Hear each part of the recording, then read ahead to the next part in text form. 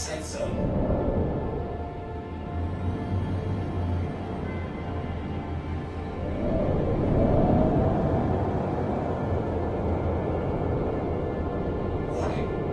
Safe zone.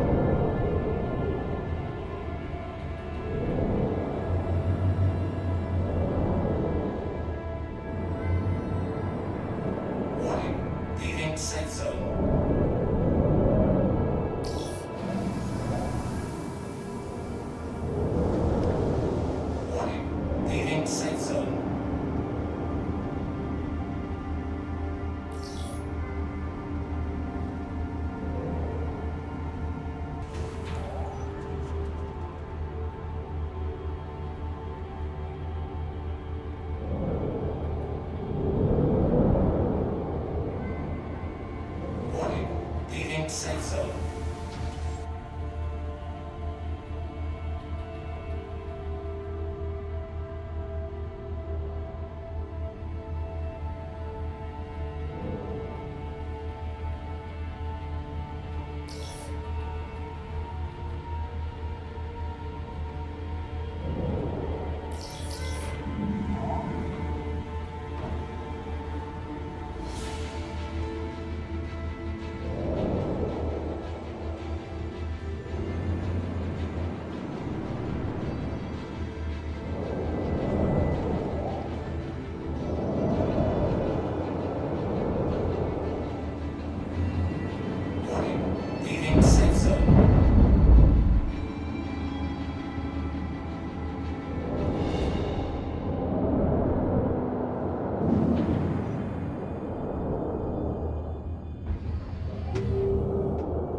Landing gear deployed. Take off.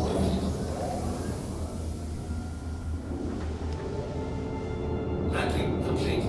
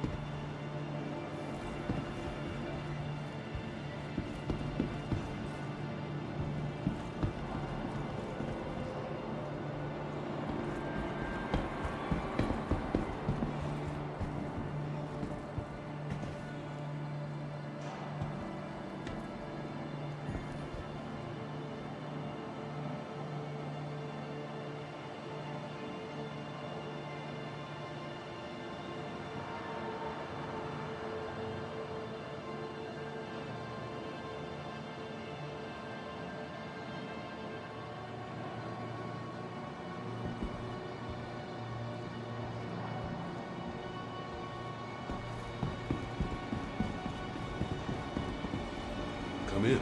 Come in.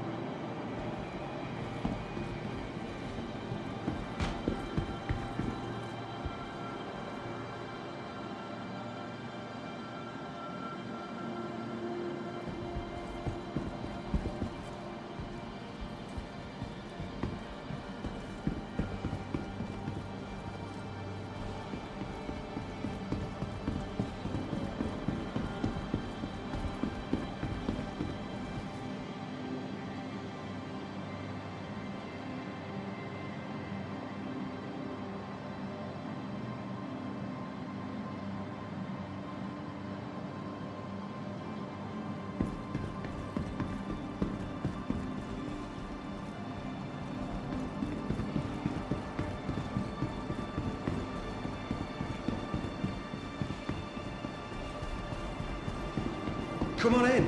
Don't be shy. We're all family here.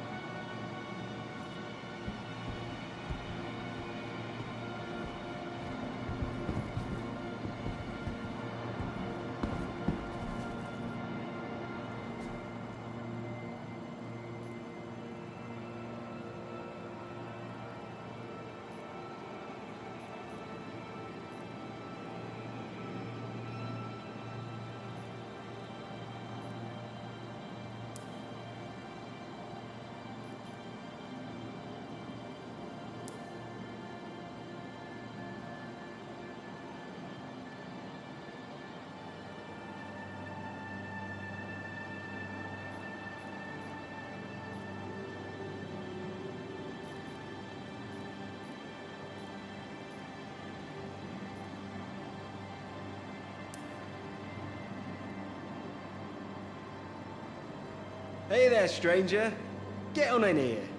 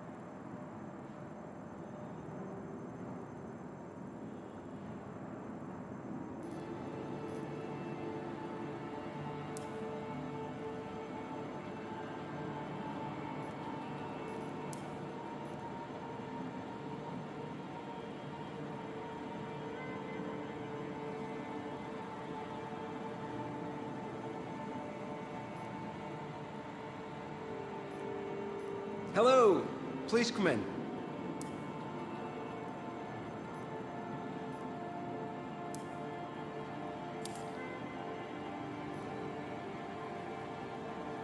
Come on in. Don't be shy, we're all family here.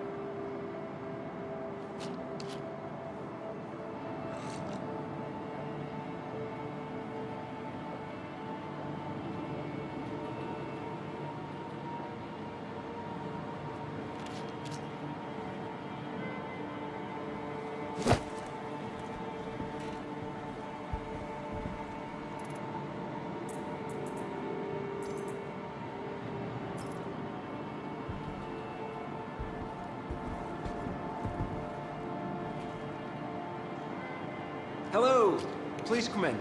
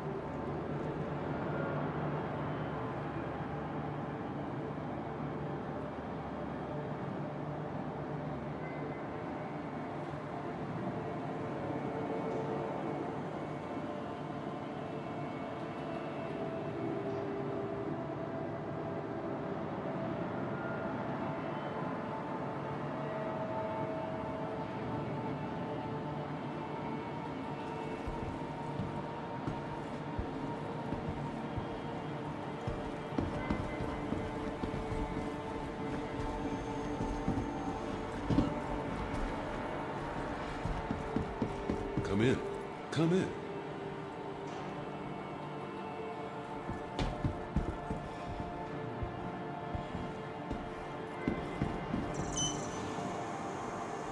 Welcome to the ASOP Vehicle Retrieval System. Your vehicle has been delivered to the following location. Please visit us again. Welcome to the ASOP Vehicle Retrieval System. Please visit us again.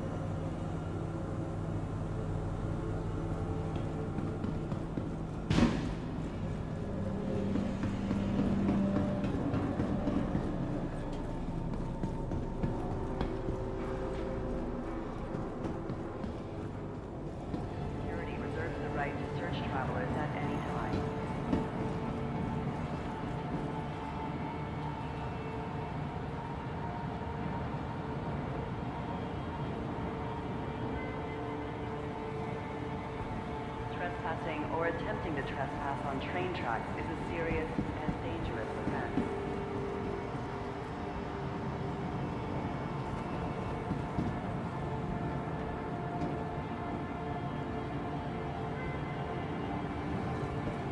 Park before boarding. Train is approaching.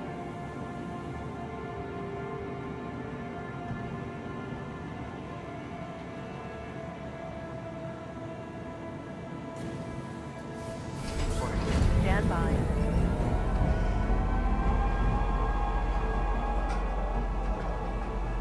Next stop, Pizza Spaceport.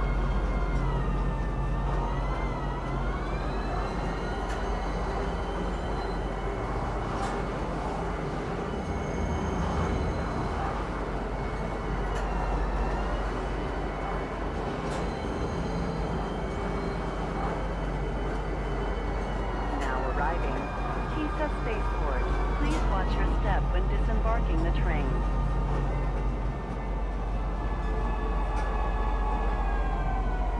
From Metro Center, stand by and let passengers disembark before boarding.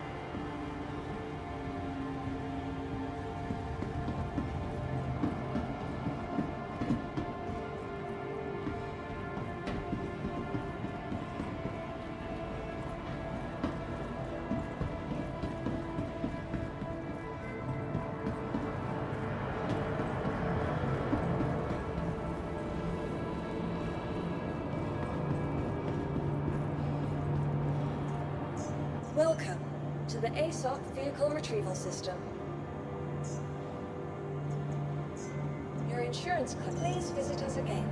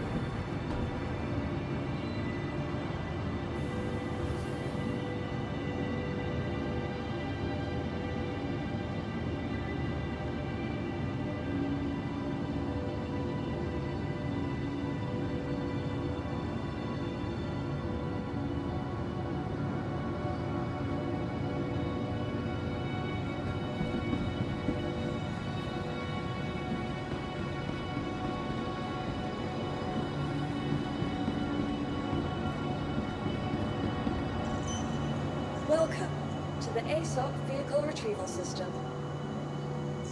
Your insurance claim has been sent. Your vehicle has been moved to our stop. Please visit us again.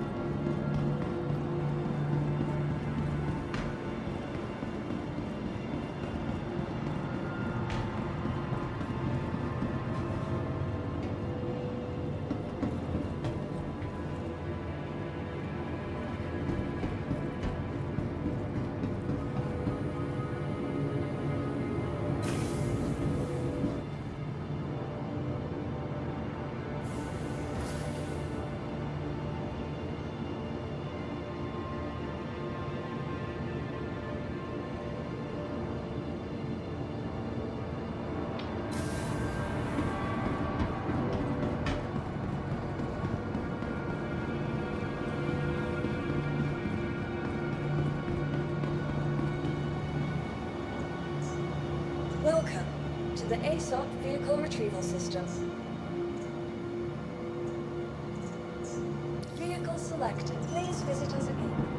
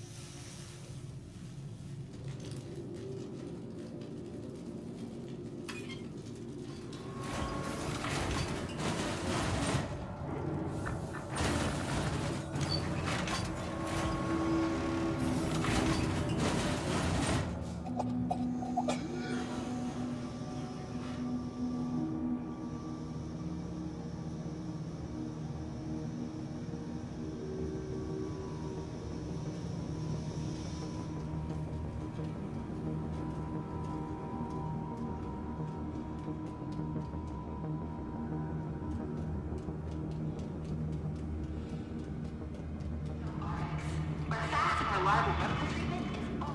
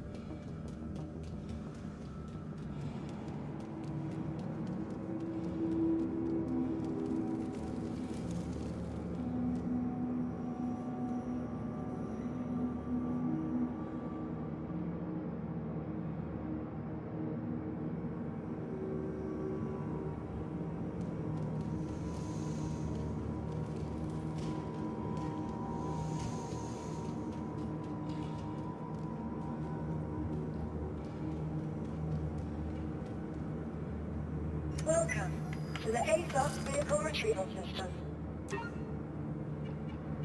You're in strength. Please visit us again.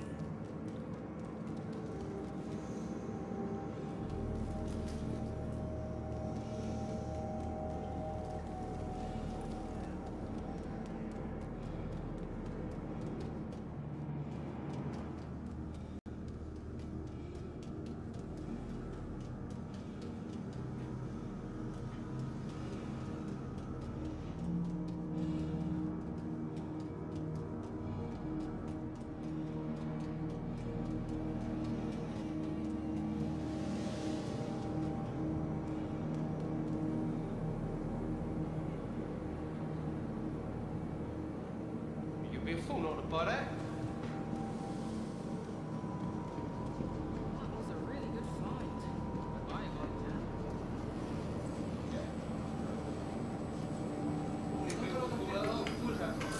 You my friend? I'll be honest. Or I don't.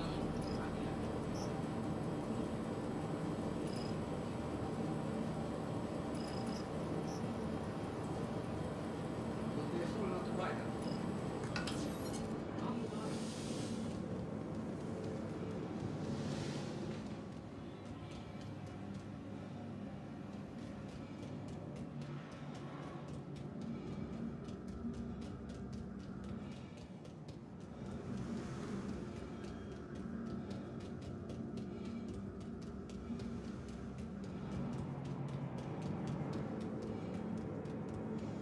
Well, if you're happy about it, who am I to judge?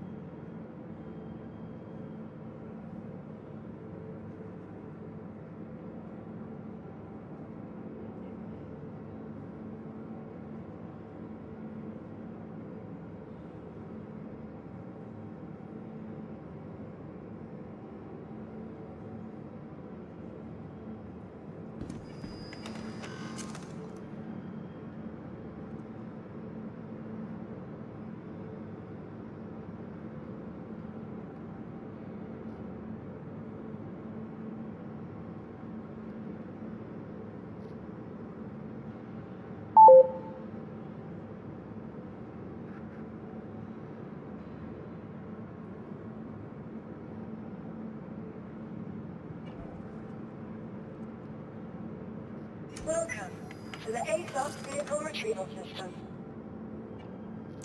Vehicle selected. Please visit us again.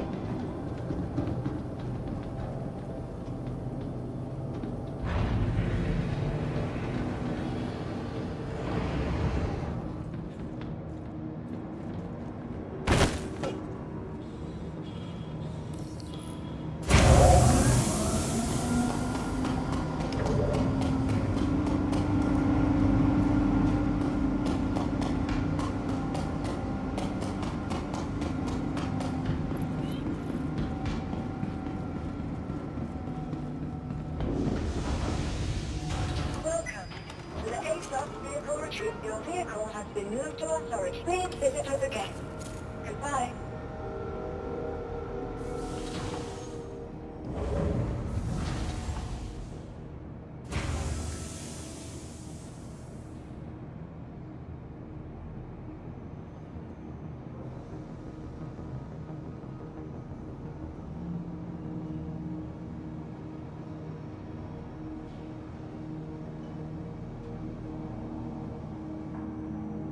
Welcome to the ASOP vehicle retreat. If your vehicle has been delivered, please visit us again. Goodbye.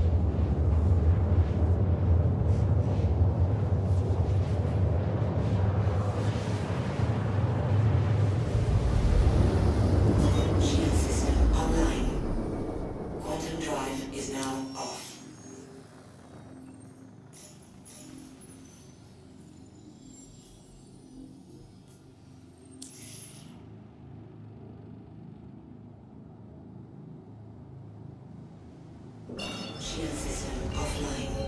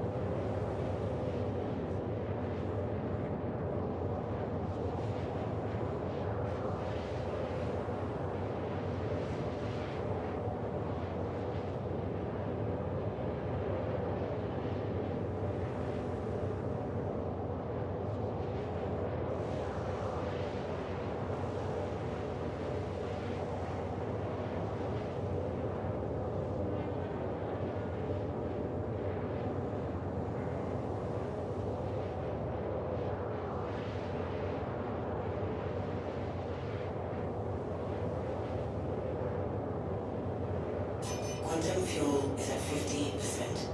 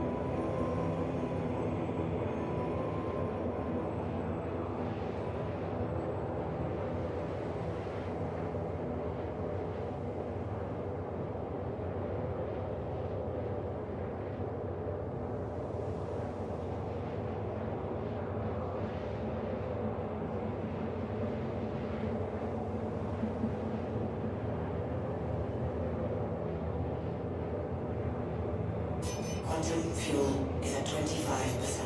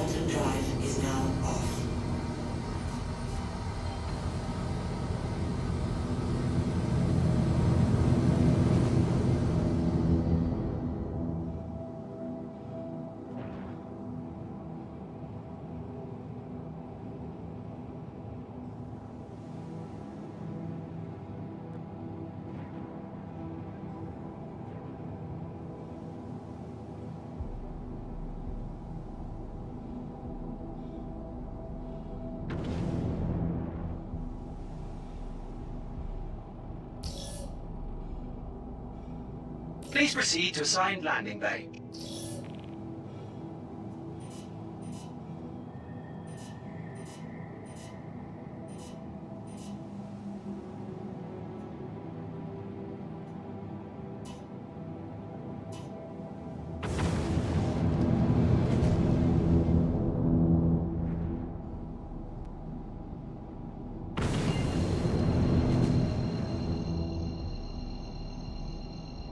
Shield system online.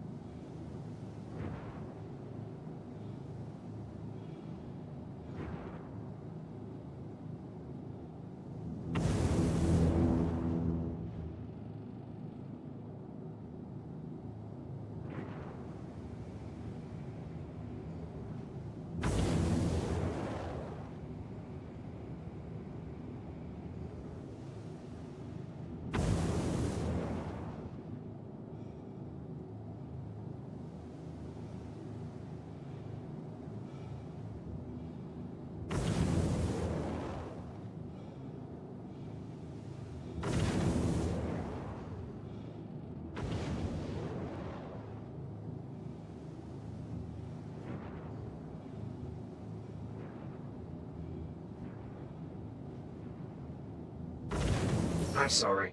Due to inactivity, we have been forced to assign your landing zone to another customer. Landing gear down.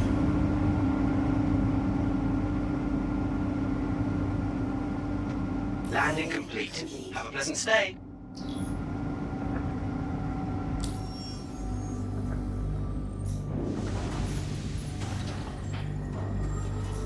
Engines offline.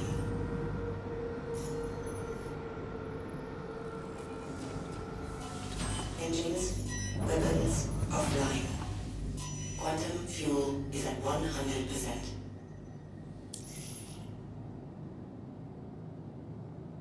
You are clear to launch. Launch complete.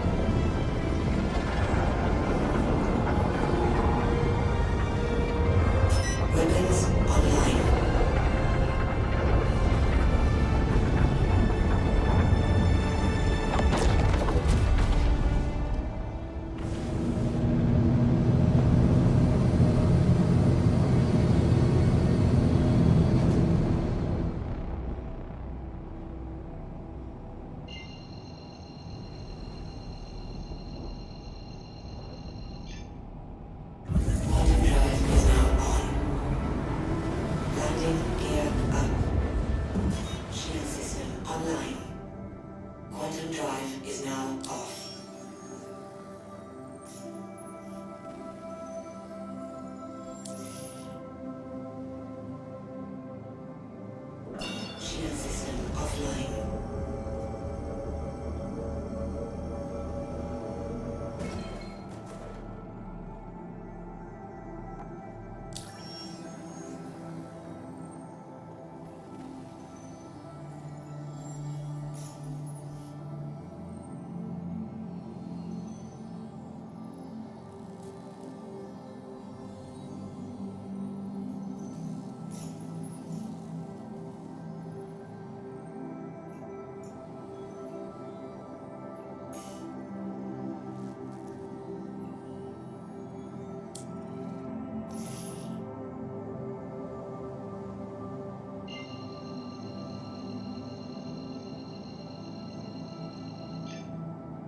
Quantum drive is now on.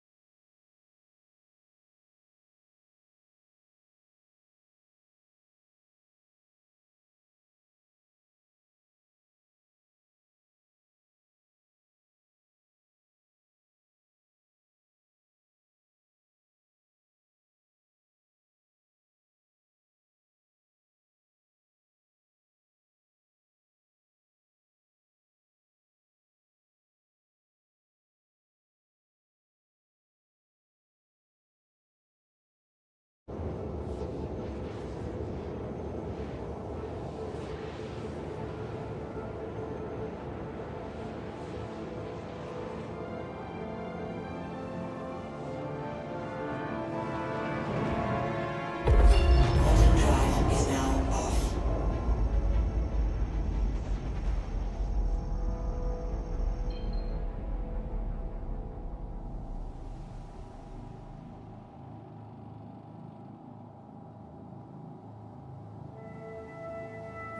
Shield system online.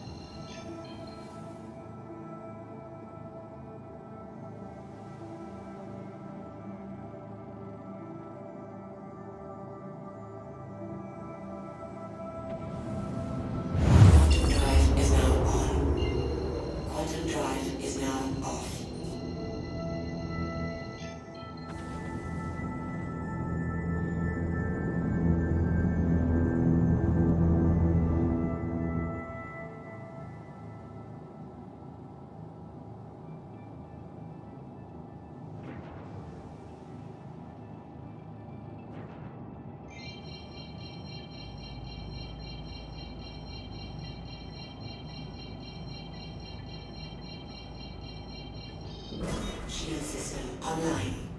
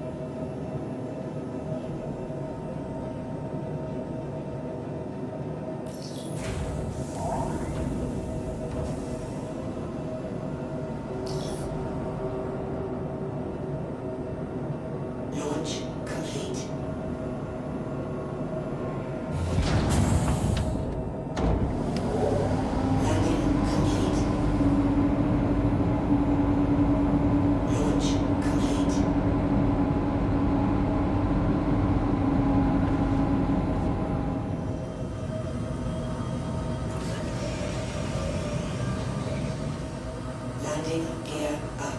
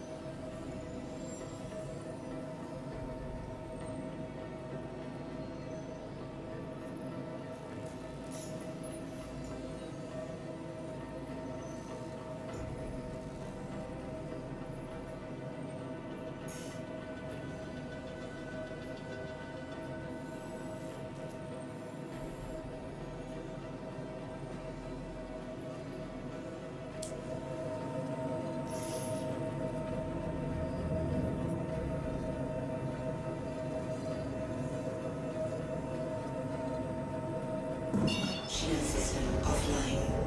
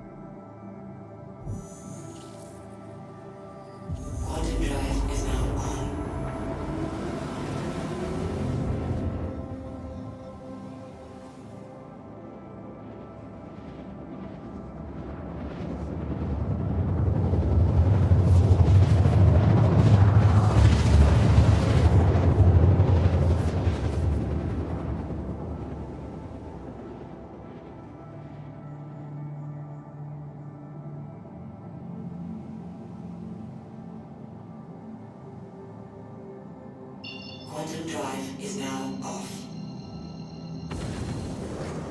Shield system online.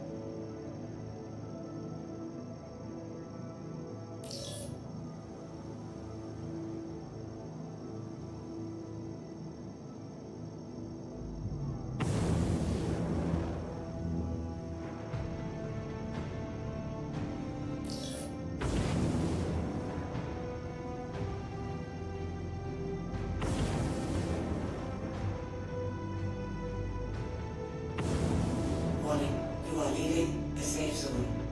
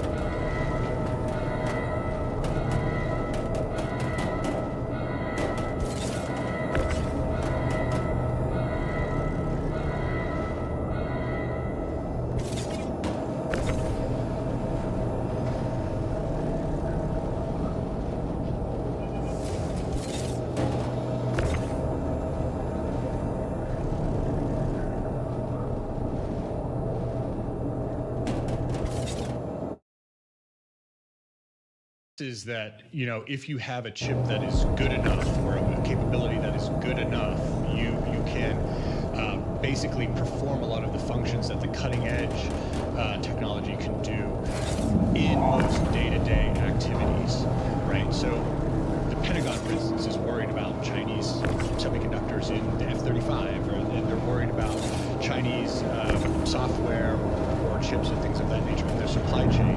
So those are good enough chips that are good enough to do the jobs that we require of them today.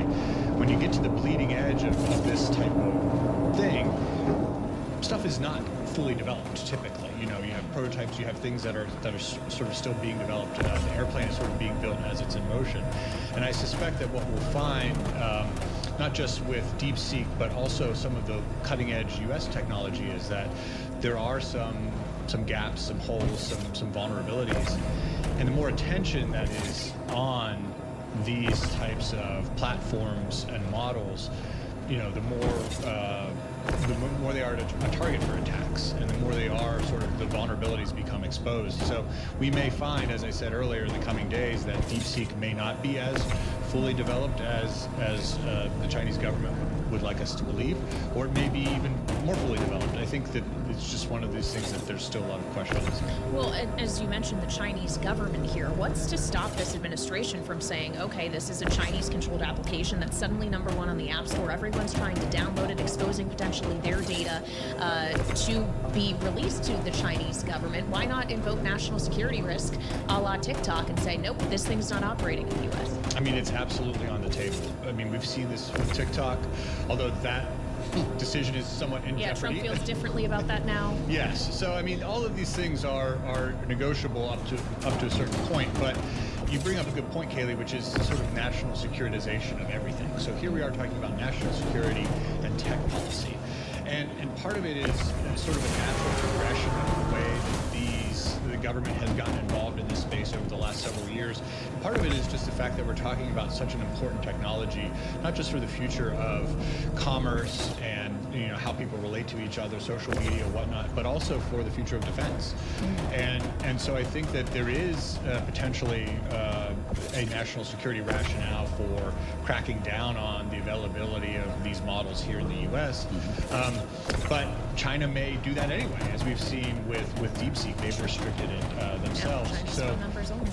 So, you know, there's going to be nation-state involvement in this one way or another, and it's sort of, as somebody put it to me recently, corporations are really the cutting edge of defense technology these days, and they're really advancing. They're really pushing the envelope on a lot of that stuff, and so you get into this area where our tools that we have in the U.S., sanctions, export controls, and things of that nature, sophisticated enough, well developed enough, used in the correct manner in order to actually be effective here without restricting commerce, which is always a tricky balance to strike. So, to the extent that they're enforceable as well, Dan, we had the order, the most recent one from the Biden administration. By the way, that was only like 2 weeks ago. It went out on a weekend, and it chose 18 countries that we were cleared to do business with. That left a lot of friends off the list to begin with, but also the extent to which these 18 countries are not porous and are not passing along technology to China. How is that enforceable? Well, I was just talking to somebody recently today who made the point that, you know, if the money is right, you know, the product will move. And, you know, there's a little bit different. Export controls are a little bit different, you know, as you know, Joe, than sanctions, which, you know, kind of leverage the power and the prestige and the attractiveness of the U.S. financial system to the U.S.'s national security advantage or foreign policy advantage. With export controls, you're talking about trying to restrict a, I don't want to call it a commodity necessarily, but it is, you know, it is and you need to have very stringent and sophisticated export control measures in place at those, you know, you mentioned 18 countries, but those countries are where they're selling onto. So there's a whole active debate within the government about how far down the supply chain does the U.S. government reach. Those are big questions. Dan, it's great to spend time with you as always. Foreign Nationals, 18 in Washington, Dan, 5 minutes.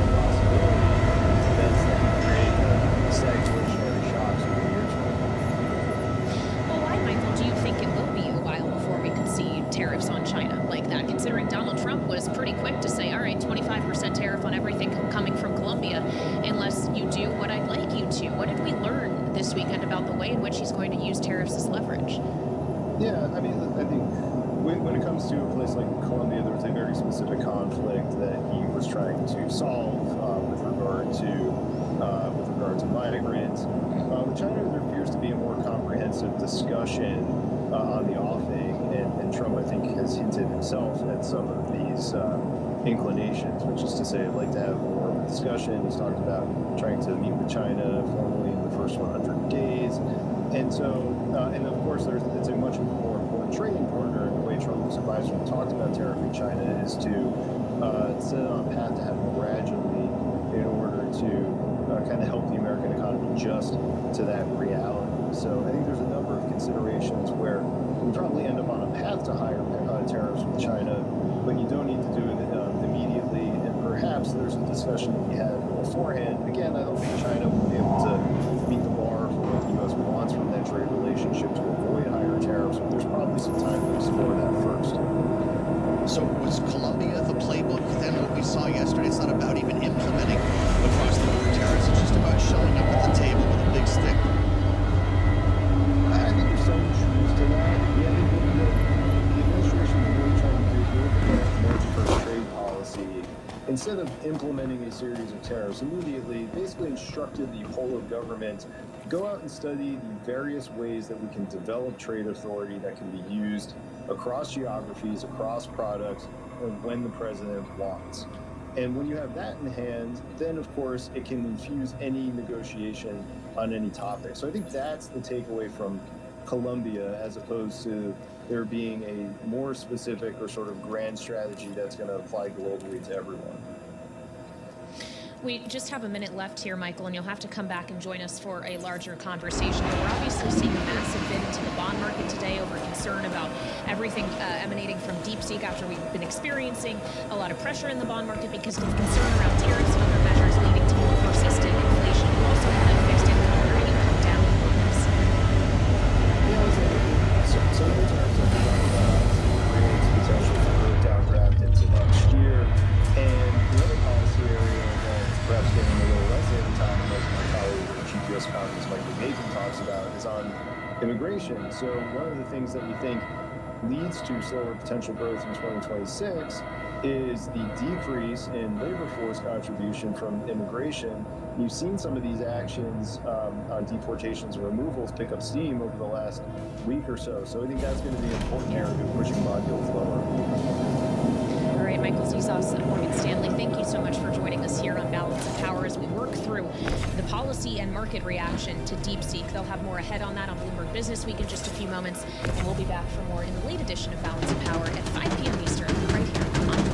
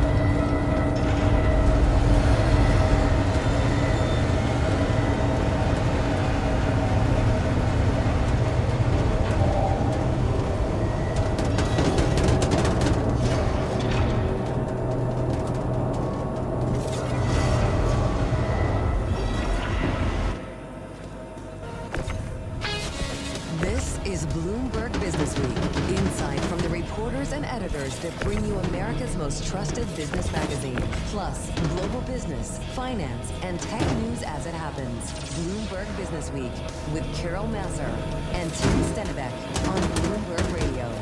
And a very good afternoon, everybody, live on radio, TV, January 27. We are getting ready to wrap up the month of January this week, but man, we're not going to do so without talking a lot about the tech trade. So we're going to 5% as we speak. We actually had the Dow higher by 0.3%, the S&P down 1.9%, the Nasdaq Composite down 0.5%. Carol,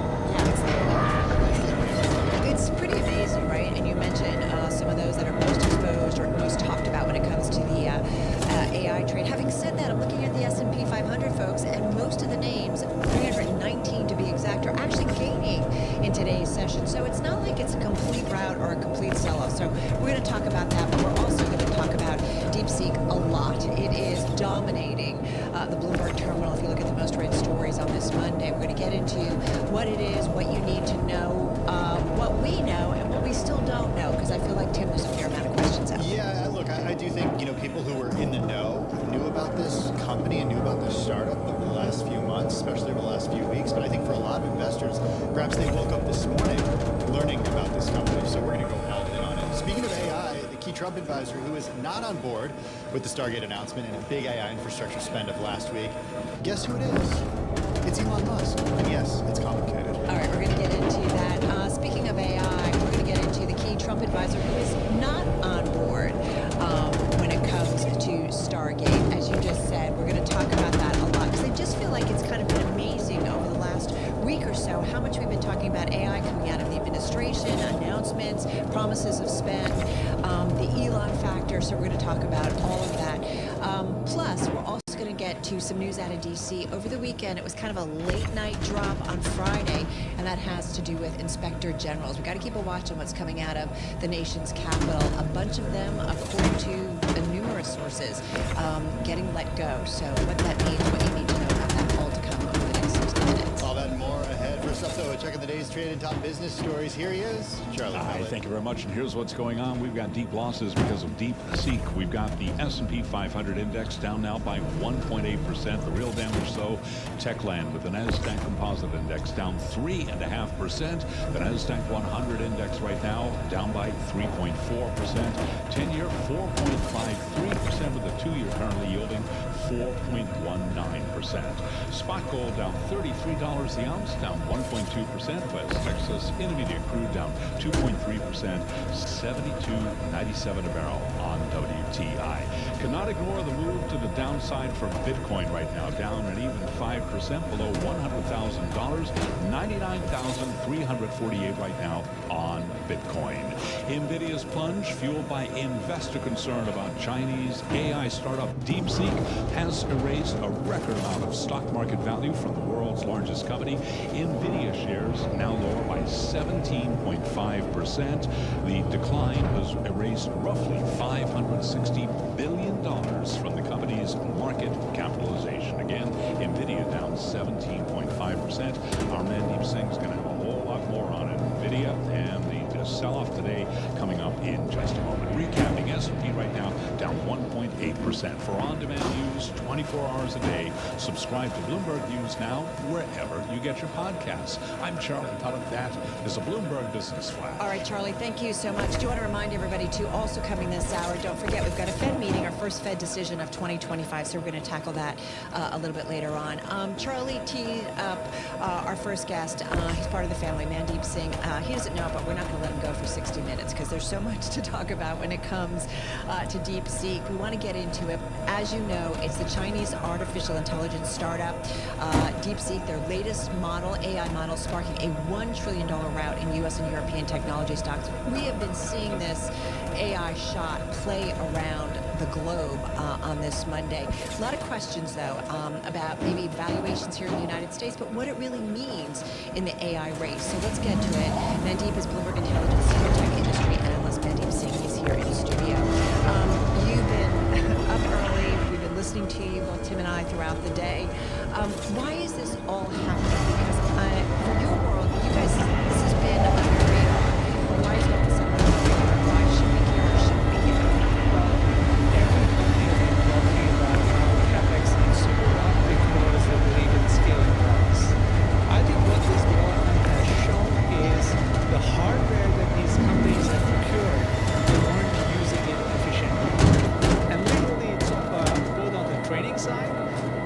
does the inferencing of the models when it comes to using it in chatbots and so on. And that's where I think you have to ask yourself as an investor, are you ready to pay up for these companies when they are increasing their capex when we know they're not running it efficiently? So I think a lot of questions around just the efficiency of the hardware. I mean, the scaling will continue just because there is more demand to incorporate AI, but the fact that this model does it so much more efficiently, I think raises a lot of questions. Does it show that DeepSeek is actually ahead of OpenAI, of Anthropic, of Llama, and Facebook? No, in fact, they are using the output of OpenAI and Anthropic and Llama to train their own models. So think about this. DeepSeek didn't, train this model from scratch the way OpenAI did. They used output from OpenAI's models to train its own model. So in effect, they are paying OpenAI, for all the API calls, but then they didn't have to do things from scratch. And that's where, if you are a Meta Llama who has invested billions of dollars in creating Llama model, what was the incentive to open source it to begin with? Because open sourcing it made it easy for someone like DeepSeek to build their own model. And that's the thing about open source is you lose your IP, someone else can come up with a better approach to do things more efficiently, and suddenly everyone runs to them. Mandeep, is this like the Apple Store? You don't have to be first, you just have to be better? Like I'm thinking about like creating a smartphone. I won't compare them with Apple yet. I mean, they'll have their problem when it comes to distributing this model. There's no way I can see, DeepSeek getting to the adoption of OpenAI, especially here in the US. But at the same time, we have to give them credit for, just being novel in terms of, the limited GPUs they had and how they ended up using it. Do you trust the information, the research, and do you trust that what they say they did do? Probably not if they are saying $6 million for training their entire model. I don't trust it because when I look at OpenAI costs for training their, GPT-4 model, it was close to $300 million. So we are talking about a 50x gap. Now, even if OpenAI wasn't very efficient, I don't buy the 50x gap. So clearly, there is something that they are not counting when they, release the paper. But at the same time, they've given us enough evidence to show that they are doing things much more efficiently on the hardware side because of the constraints they have. Mandeep, I know you don't cover NVIDIA. We're going to be speaking to Ian King in just a few minutes, who's been covering NVIDIA in the chip space for years. But we can't ignore that NVIDIA is down close to 18% right now. I mean, it's shed almost a fifth of its value in a just a day. Yes, the run-up over the last couple of years has been immense, but a day like today is just mind-boggling, I think, for a lot of people. Should NVIDIA, in your view, be worried? I mean, look, that's where a lot of the questions come, is the cost for training the next model. So if DeepSeek is saying that the cost was $6 million, I think NVIDIA should be really worried. But a lot of people are apprehensive of that $6 million number because they think it'll be higher, and it won't be $300 million the way OpenAI's was, but it will be higher. And that's where I think OpenAI or Anthropic will have a very tough time selling to their investors that they need to build a 1 million GPU cluster to train the next version of their model. Mandeep, does this show that even though the U.S. has been pretty rough in terms of restricting advanced technology going over to China, does this show that Chinese R&D and Chinese companies can be pretty scrappy and pretty smart in maybe figuring a go-around and coming up with their own way of competing against NVIDIA and the like? Yeah, and look, I think this could be another way of them saying, look, we are open sourcing whatever we have learned so far, so they want to build a community because the export restrictions aren't going away. Yeah. So they are not going to get the, Blackwell chips on paper and all the other allocation. And the thing about model training is it's continuous. It's not a one and done thing. So you have to continuously improve your model. The other labs will go ahead if they're not able to, keep doing the training and all the other stuff that other labs are doing. So from that perspective, I think the whole aspect of community building is front and center here. Yeah. But I still think the cost parity is a very big concept here. Hey, before we let you go, Mandeep, Yeah. you do cover Meta Platforms. The company out on Friday, Mark Zuckerberg saying he was going to be spending more on CapEx than previously announced. Then the stock moved higher on Friday. Stock was lower earlier in the session, but higher now. I mean, I look at a move like that today, and that runs counterintuitive to kind of everything we're talking about. Look, there is a lot of confusion, but if there's one thing that happened today is this moment is good for open source. And Meta Llama is an open source model. So if anything, open source does get a nod when it comes to, what DeepSeek is touting here. But you do also think about if it's cheaper for companies to build out, then does everybody have to rely on some of the bigger players? Maybe not. Next time, Meta Llama will collect a fee from DeepSeek for, using their model to train their own models. So that could be a positive. Love this world that keeps us on our toes. Mandeep Singh keeps us, though, on the straight and narrow. He's Bloomberg Intelligence Senior Tech Industry Analyst here and has been all over this story. We want to focus a little bit more on semiconductors because we have seen that group really taking a beating. You've got almost all 30 names, 28 out of 30 down in the Philadelphia Semiconductor Index, down about 10%. The index as a whole. NVIDIA is down 17%. So, ouch. What does this mean for NVIDIA specifically? We get to now Bloomberg News U.S. Semiconductor and Networking reporter Ian Kinney's out there in San Francisco. I don't know, Ian, how we've all been talking about this nonstop today. You're the expert. How are you thinking about NVIDIA and possible impact, the reality of it all? How do you see it? Yeah, I mean, a lot depends upon how much reality there actually is behind this claim, behind, it was a very well set out, well referenced research paper at this point, and the model has been open sourced, and we'll see what people can do with it. The implication is, of course, that things got cheaper, things got more simple, but we'll have to see that manifest itself in the real world, and then obviously you can absolutely bet that NVIDIA and a lot of other computer scientists at some of the most powerful companies in the world are looking at this right now, working on this. For some of them, this would be great news. For others, it would be a disaster. So they'll be definitely testing out the veracity of this, and I think the actual where the truth lies will emerge with a bit more time. Ian, what do you make of sell-offs in other names today? Broadcom, for example, Marvell. I mean, everybody is getting hit in the sector, as Carol mentioned. 28 of 30 names lower. I mean, the logic is absolutely clear, right? I mean, if you are no longer a believer in this exponential growth in spending, in this exponential need for more and more computing, then you're going to sell Micron, you're going to sell Broadcom, you're going to sell Marvell, and of course you're going to sell NVIDIA. All, the logic based upon an assumption, and that's what it is at this point, is flawless. I mean, for example, Broadcom, they are the key ingredient in terms of these companies like Google that are now designing their own chips for this type of purpose. So if there's going to be less need for that kind of high-end chip, then it makes sense to sell them. I mean, none of this happens in a vacuum, right? So I can only imagine the meetings that are happening at NVIDIA today and all of the chip companies. So would you expect them to, tear apart the research from this company and try to understand exactly what they did and then come back with their own response?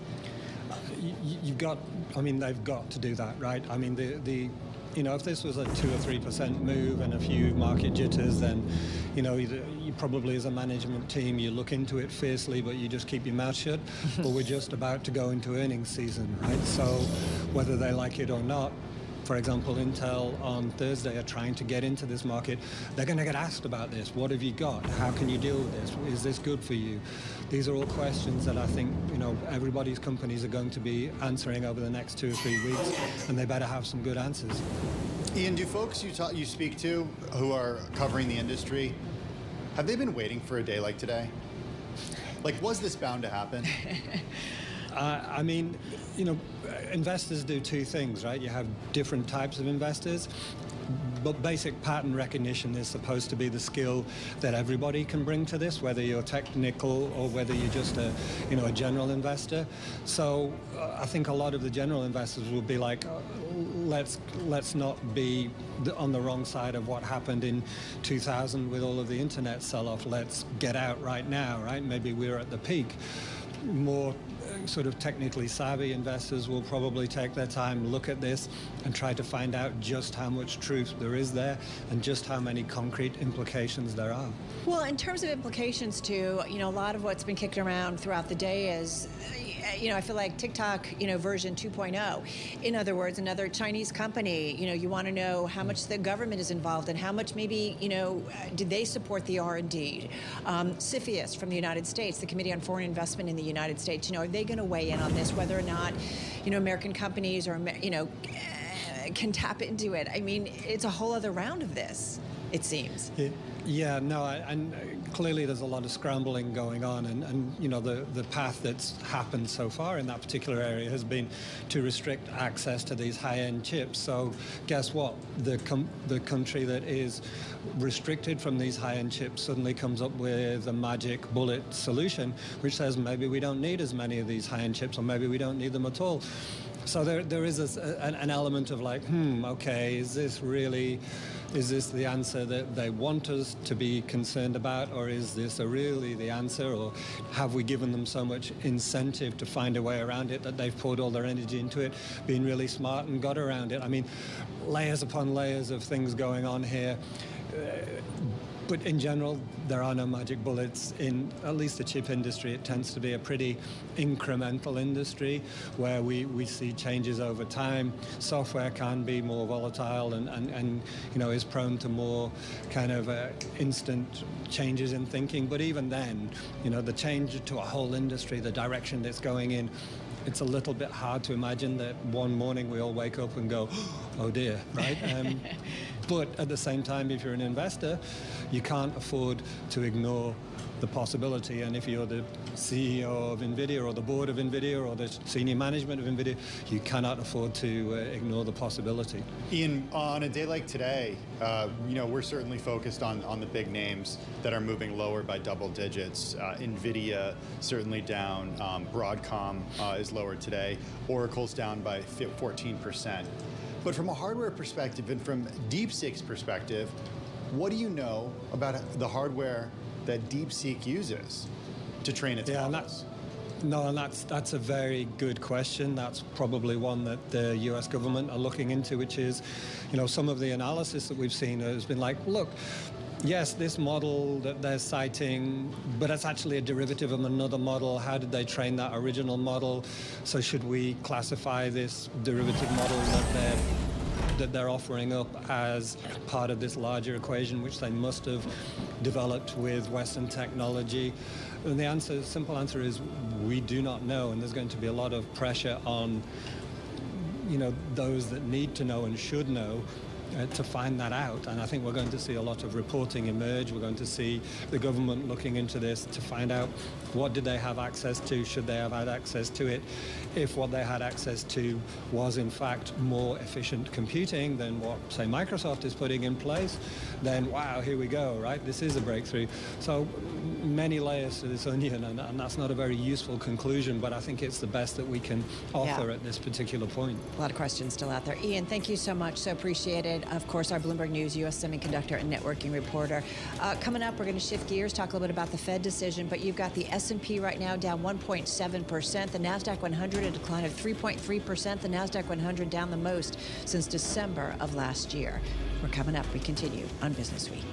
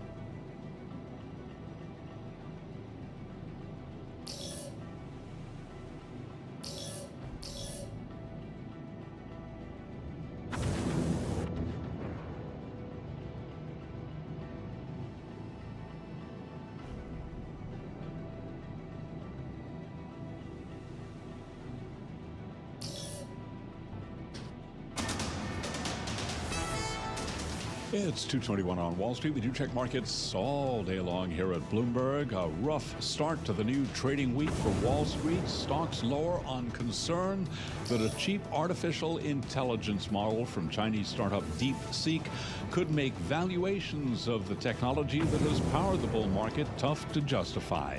S&P 500 index just below 6,000, down 104 points now, down 1.7%. NASDAQ is down 660. That is a decline for the NASDAQ Composite Index of 3.3%. The NASDAQ 100 Index now down 3.2%. 10-year at 4.53%. The 2-year 4.20%. Spot gold up $30 the ounce, rather lower $30 the ounce. Right now we've got gold down 1.1%, $27.39 the ounce. West Texas Intermediate crude down 2%, $73.13 a barrel. And Bitcoin now down 4.8%, 99,500 on Bitcoin. Walgreens Boots Alliance shares are lower after a CNBC report that a potential take-private deal with Sycamore Partners is unlikely. Shares of Walgreens Boots Alliance down now by 6.6%. Rival CVS up by 2.3%. For on-demand news, 24 hours a day, subscribe to Bloomberg News Now, wherever you get your podcasts. I'm Charlie Pellet. That is a Bloomberg Business Flash. All right, Charlie, thanks so much for the update. Carol Massar along with Tim Stanovic live here on Bloomberg Business Week. Feels like the last week or so, topped off by today's news on DeepSeek, has put the AI story once again, Tim, front and center in a super big way. Yeah, remember just last week, President Trump and a group of tech companies, SoftBank, Oracle, and OpenAI, initially planning to invest $100 billion to build U.S.-based infrastructure, including data centers for OpenAI. The project we know called Stargate. On that, though, one very high-profile tech and administration voice who's not all in on it. It's something that Bloomberg Business Week columnist Max Chafkin gets into in his latest story and in the latest Bloomberg Business Week daily newsletter. You can read Max's Business Week story on the Bloomberg and at bloomberg.com/businessweek. Max, the co-host of the Elon Inc. podcast, also the author of The Contrarian, Peter Thiel and Silicon Valley's Pursuit of Power.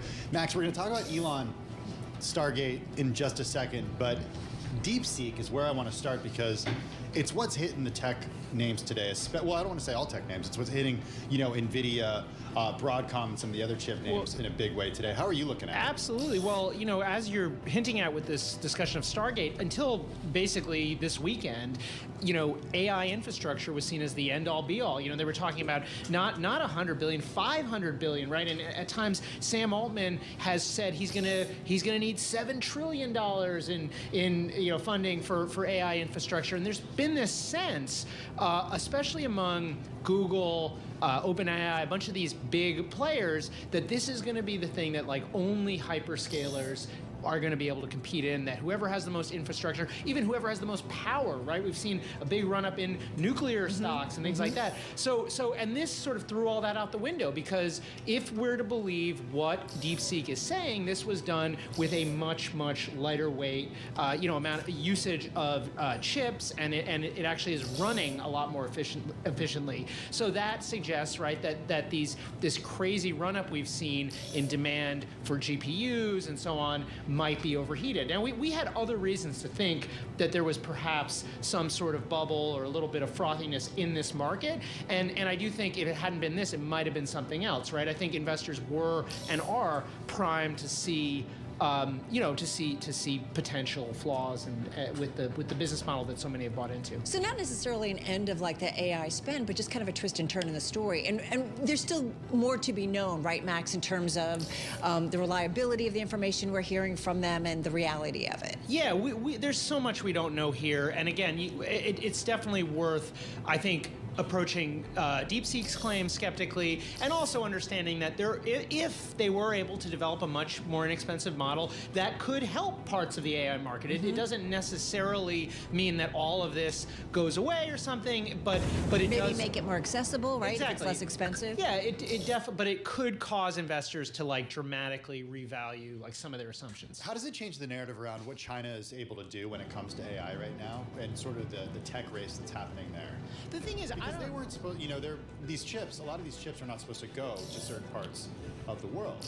Right. So there's something potentially troubling there if you're looking at the attempts to restrict certain U.S. technology to China. It seems like either those restrictions aren't working that well. Maybe some GPUs found their way to China, or that the Chinese software industry has found ways around it, which would also be potentially problematic, I suppose, from a sort of U.S. national security perspective, at least from the point of view of the China hawks who have been sort of warning about this, and that includes many of the Silicon Valley companies. Like, remember, one of the big reasons to justify this like massive spend on AI, and one of the reasons that many of these folks, including Sam Altman, sees this as a thing that government should be involved in, is because they have been arguing that without this, without spending huge sums of money on, say, on power or investing in infrastructure in terms of data centers, that we would fall behind the Chinese tech startups. And that may, you know, if you sort of extrapolate from this very small piece of news, you might say, okay, well, it's happening anyway. So that sort of throws everything into a bit of disarray. All right, so let's get to Stargate. Love the name, love the name.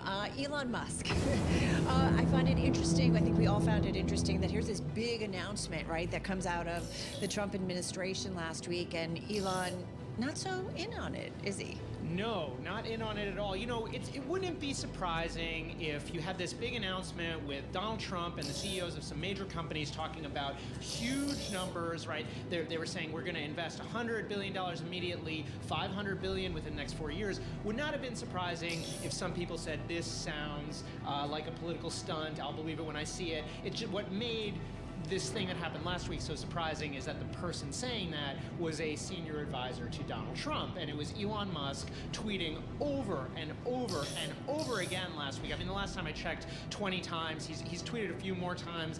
You know, the usual mix of, I'd say, off-color jokes and put-downs. You know, he's called Sam Altman, who was, of course, on stage with Donald Trump, a swindler. He suggested the announcement was fake, and Trump has sort of responded by saying, hey, you know, Elon Musk has a dispute with one of the people in this deal, which is true. Sam Altman and Elon Musk have been feuding more or less in public for the last couple of years. So we're sort of seeing, I'd say, you know, maybe one of the downsides to having somebody who is as deep in the business world also involved as a advisor to the president. I mean, is Elon Musk at this point saying, hey, I gave you some giant bags of money to help you win the election? What were you thinking? And now you're doing this. Does this risk driving a wedge between the two of them?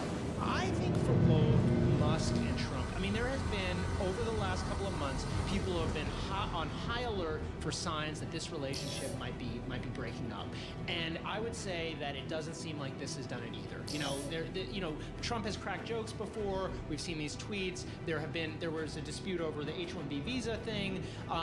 Both Musk and maybe Trump, that led to the divorce between Ramaswamy and Musk. Yeah, at least according to some reports. You know, it's possible there are other reasons as well. But what I'll say is, it seems like Musk and Trump are still working closely together. I'd say Trump's comments about this, to me, suggested that he was untroubled by Musk's, you know, apparently kind of trying to undermine some of his partners in this deal. And I'd say part of that is that, you know, there's not necessarily government money going into this in the Stargate thing. It really was basically a media event for Donald Trump to announce a big business deal so that he can claim credit for you know, helping to spur the economy. It's kind of like a vibes thing. And I think because of that, I'm not sure it really hurts Trump all that much to see Elon Musk dissing Sam Altman on Twitter. Well, you write in your story, Max, you said Musk has always treated his conflicts of interest like features rather than bugs, seeming to run his normally independent companies with their nominally independent shareholder bases as if they were a single conglomerate. You talk about employees being lent out, sharing of resources and stuff. So conflict, he's kind of all in on this too. Well, yeah, absolutely. This is a big part of, first of all, competing in this area is a big part of Elon Musk's big plan for his companies. Not just Tesla, which of course is developing advanced robotics and is trying to build self-driving cars, but also XAI, his chatbot competitor. So he is very much playing in this market. He is also competing to buy these NVIDIA, these high-end NVIDIA GPUs. He's building giant data centers. So he very much has a dog in this fight, and that's why he's doing this. And I think Trump's attitude seems to be that's all out in the open. As long as people understand that what's behind this is a business dispute. Again, he said, well, one of the things is he hates one of the guys in the deal. An obvious reference to Elon suing Sam Altman. Said that too. But then Trump said, I hate people too. So we all have a problem child. But I do wonder, what Donald Trump has been able to do in recent months has been pretty incredible when it comes to the tech industry. I mean, a week ago, Carol and I were sitting here looking at the stage during the inauguration, and you saw titans of industry who were not at previous inaugurations there, all collectively getting behind the president. I mean, he is this larger-than-life figure who perhaps can bring people together who don't like each other, maybe because he offers them something that they want. Yeah, well, Trump, probably more so at least than former President Biden, approaches the presidency in a way that I think it would be fair to describe as a little bit more transactional, right? He's willing to bend his policies to make deals. It's the whole thing that he's about. And in certain ways, right, that works well for CEOs. I also think there's a lot going on there. There was a lot of built-up anger in Silicon Valley over some of Biden's policies, over antitrust, for instance, and you have a lot of opportunity right now. There's a sense that they have leverage because by showing up in these Trump things, they're giving Trump some additional credibility, and they're trying to use that to get what they can, which is favorable policies, favorable antitrust policies. We're going to talk about that in the next couple of hours. Hey, Max, I do want to go back to where we started and DeepSeek, because we're getting some breaking news. NVIDIA is out saying that DeepSeek is, quote, excellent AI advancement, and says that DeepSeek's work, quote, fully export control compliant, and says that inference requires significant numbers of its GPUs. This is in an email statement on the DeepSeek AI model. They're coming out and saying, or talking about it. I'm wondering how you view that. I mean, I think it's, first of all, everybody's talking about it. It seems like they have to, and they also, I think, in that statement, again, I haven't looked at it, I'm just hearing it now, it seems like an attempt to address suggestions that perhaps DeepSeek had access to improper access to GPUs or something like that. It sounds like they are saying that, no, that's not the case. Again, it definitely seems like this would be a business challenge for NVIDIA if you were able to do the kinds of chatbot work much more efficiently with about the same sort of level of quality. That's going to make these GPUs perhaps not as valuable.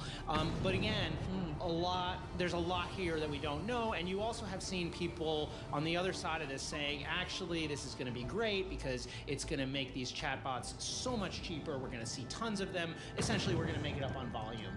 It's hard to know how to evaluate that when we don't know that much about how this was put together or really just how good the quality looks. People have been playing with it only for a short amount of time. Wait, you want details? Silly you.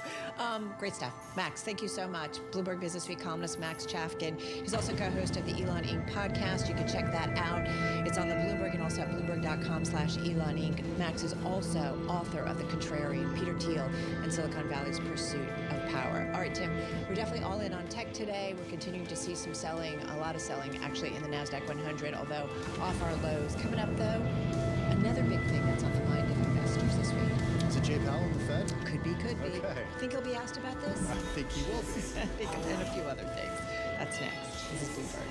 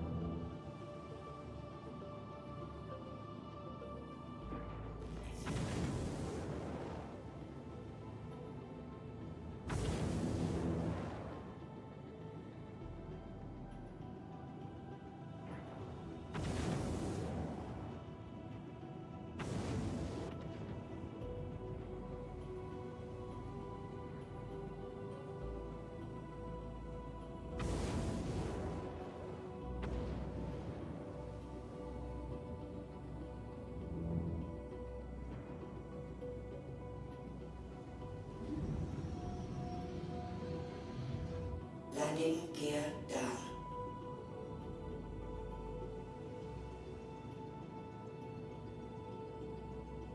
Landing complete.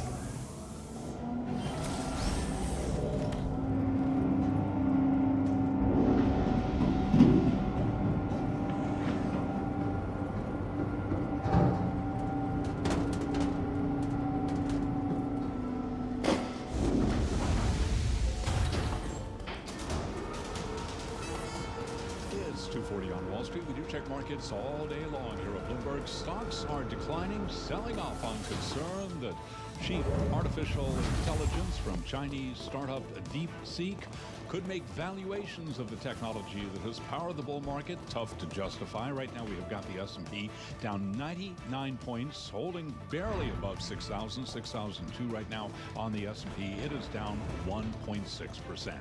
NASDAQ, meanwhile, down 646 points. The NASDAQ Composite Index is plunging 3.2%. The NASDAQ 100 Index also down by 3.2%.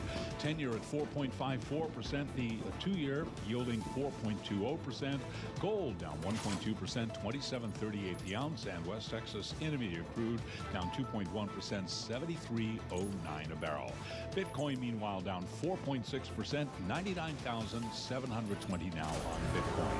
Today's DeepSeek news, which we are covering on Bloomberg Television and Radio, has put a spotlight on AI chip producer NVIDIA, whose shares have soared ninefold in the past 2 years. NVIDIA right now is plunging by 17.4%. For on-demand news, 24 hours a day, subscribe to Bloomberg News Now, wherever you get your podcasts. I'm Charlie Pellet. That is a Bloomberg Business Flash. All right, Charlie, thank you so much. Carol Massey along with Tim Stanovic live here at Bloomberg headquarters in New York City. Hey, I gotta say, reading in this morning, Morgan Stanley continues to recommend that investors hold long 5-year treasuries ahead of 2 potentially dovish market catalysts, and those catalysts are the January Fed meeting, so not this week's meeting, and then this month's job report. Meantime, we've got JP Morgan staying along the front end of the treasury curve, while BMO positioning for 2 quarter-point Fed cuts this year. So while we are focused so much, Tim, on tech and AI news this morning, let's not forget we had the first Fed decision of 2025, that decision out on Wednesday. Okay, with more on that in the studio, we got Ian Wyatt, Senior Vice President, Director of Economics at Huntington Commercial Bank. It's a division of the publicly held, roughly $25 billion market cap Huntington Bank shares. Ian, good to see you. Look, before we jump into exactly what we're going to hear from Fed Chair Jay Powell, I would imagine he might get some questions around AI and the sell-off this week. Whether or not he answers those questions, that certainly remains to be seen. I would figure out a way to ask him a question around that. How are you looking at what's happening in the market this week, especially ahead of this Fed meeting? I think, well, first, I think in terms of the Fed meeting, not related to AI, I think our view is that there's still inflationary pressures out there in the economy. When I talk, but I think it's really, we have this 2-speed labor market we're seeing. What we're seeing is for lower end jobs, where's the job growth been? It's been restaurants, it's been hotels, it's been a lot of service areas. And when I talk to companies in those areas, whether you're manufacturing, transportation, it's still a tight labor market. They're having a hard time finding workers. If you're talking about more of a college job, professional and business services, where are we not getting job growth? IT obviously has been down. We've seen, them focusing on cash flow more than job growth. So we kind of have this 2-speed labor market. We still have a tight lower end. And the problem for inflation is a lot of those industries are very labor intensive. Child care, for example. It's something where labor, or restaurants, labor makes up a huge percentage of your cost structure, and they're still feeling that pressure. So I think we've probably been on the low end of the Fed saying in terms of cuts for 12 months now. Yeah. Now I think we're more in line with the 2 cuts roughly this year, but I still think that pause holds for a while because I think there is that fundamental underlying inflationary pressure. That is not really, when you tease out inflation, you look category by category, it's not been durable goods. Durable goods have been coming down, but it's also stuff that consumers can choose not to buy. So Ian, I just want to stay with AI for a moment. That AI spend, the economic, activity it may impact on the up or downside. How does it, if at all, factor into any of your economic models when it comes to growth, when it comes to inflation, and then ultimately to Fed policy? AI caused me to get one call really wrong last year. I thought construction employment was going to come down. Yeah. I thought, multifamilies coming down. We saw warehouse space is oversupplied now. Obviously, office has its issues, and I underestimated how much it would be CHIPS Act. It would be the chip plants like Columbus, for example, where we're headquartered. They have that massive Intel plant, a couple of the largest cranes in the world operating there. And AI was a huge part of this. I still think there's this huge first mover advantage. You don't want to be the last company. You want to be the last company that still gets a power connection versus the first where they say, no, we don't have enough juice. We can't afford or we can't build, connect you for 5 years. And I think that case still remains. Yeah. I also think there's another bullish case for power that when you look at the forecast isn't really baked in. What is that? Transportation. How so? So, okay. If you look at U.S. energy consumption, roughly 15% of U.S. energy consumption is residential. That's what we always think about power. 37% of U.S. energy consumption is transportation. Right now, over the last 6 months, roughly 10% of U.S. car sales, we're up to, have been plug-in vehicles. Now, vehicle fleet takes a long time to turn over in the U.S. Average vehicle age is over 12 years now. It takes a while, but as that starts to kick in, you can get a small fraction of that 37% shifting from fossil fuels to electric power. It doesn't really matter the source, whether it's gas or solar or whatever.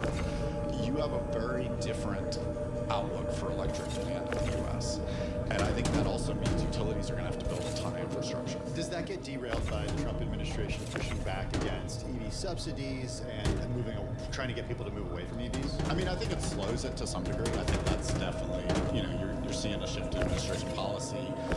If you look at Germany, for example, when they cut their EV subsidies, that dramatically slowed EV sales. But it's still something where there's a lot of the global market is shifting in that direction. Autos are shifting that way. China's all in. China's all in. I mean, you talk to a friend of mine who runs FedEx distribution, owns a couple of FedEx distribution places, and he talks about, the gas prices on his delivery trucks, and he's really looking, how do I lower my fuel expenses? And that's really a perfect application for EVs, short range, stop-start driving. So does he do that with Rivians? Like what Amazon? He's looking at able those. to do that? Yeah, he's looking. I mean, Rivian's just starting to sell beyond Amazon now. They're just moving beyond Amazon, just filling those initial orders.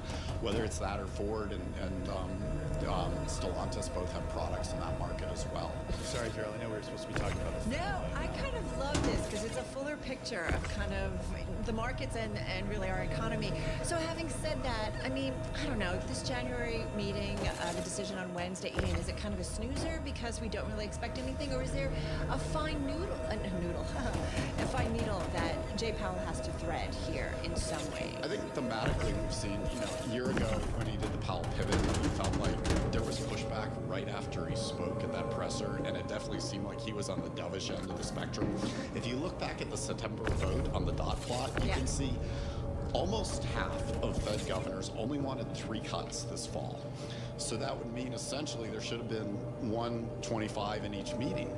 And that meant they were opposed to 50 in September. Now, obviously, they all get on board. They all push in the same direction. But if you look at the minutes, you look at the notes, I think he's still, again, I think this is a repeat of about a year ago. He's on the dovish end of the spectrum. He has to get the board to come along with him. And I think the inflationary pressure is still there. I still think there's some underlying, and when I talk to, depending on the part of the labor market they're in, it's still there, it's still significant, and I think that helps some of the more hawkish voices on the Fed.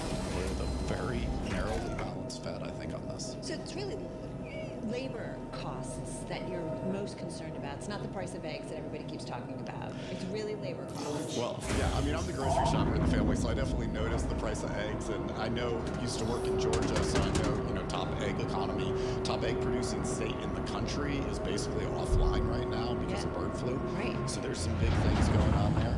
But no, I'm much more concerned about rent growth. I mean, that's a good sign we're seeing on the inflationary front. If you look at the market-based rent indexes, you can see you're at 1.5%. The problem is, 2/3 of Americans own their home. A lot of that single family. Yeah. We're still seeing, and the implicit rent deflator from that comes from rents on single family, not multifamily, and that's still feeling pressure. What did you want to say? I know I jumped in on you. Oh, I wanted to just say Nvidia's down 18%. Nvidia's down 18%. I want to remind everybody that's the data we're looking at. Broadcom's down 18%, Oracle's down 17%, Alphabet down 4%. No inflation there, right? Yeah, that's the backdrop of today's Some would Fed say it's on conversation. sale, or maybe not, depending on the outlook.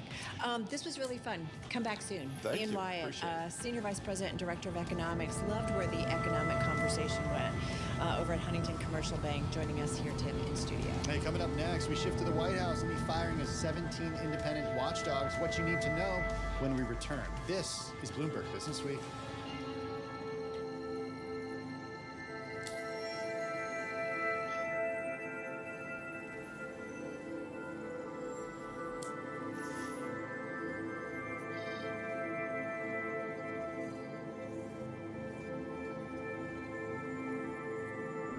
Shield system offline.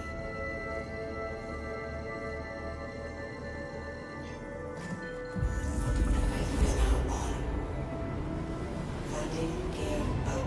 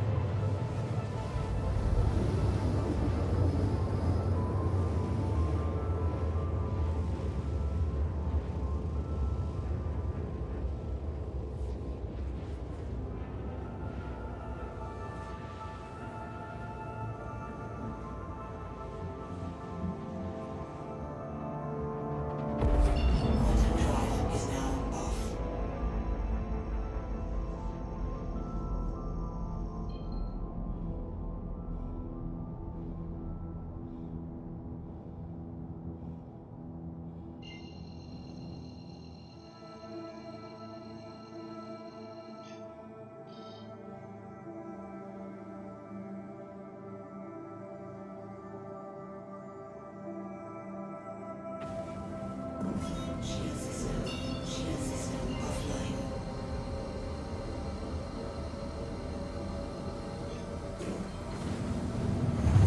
Quantum drive is now on. Quantum drive is now off.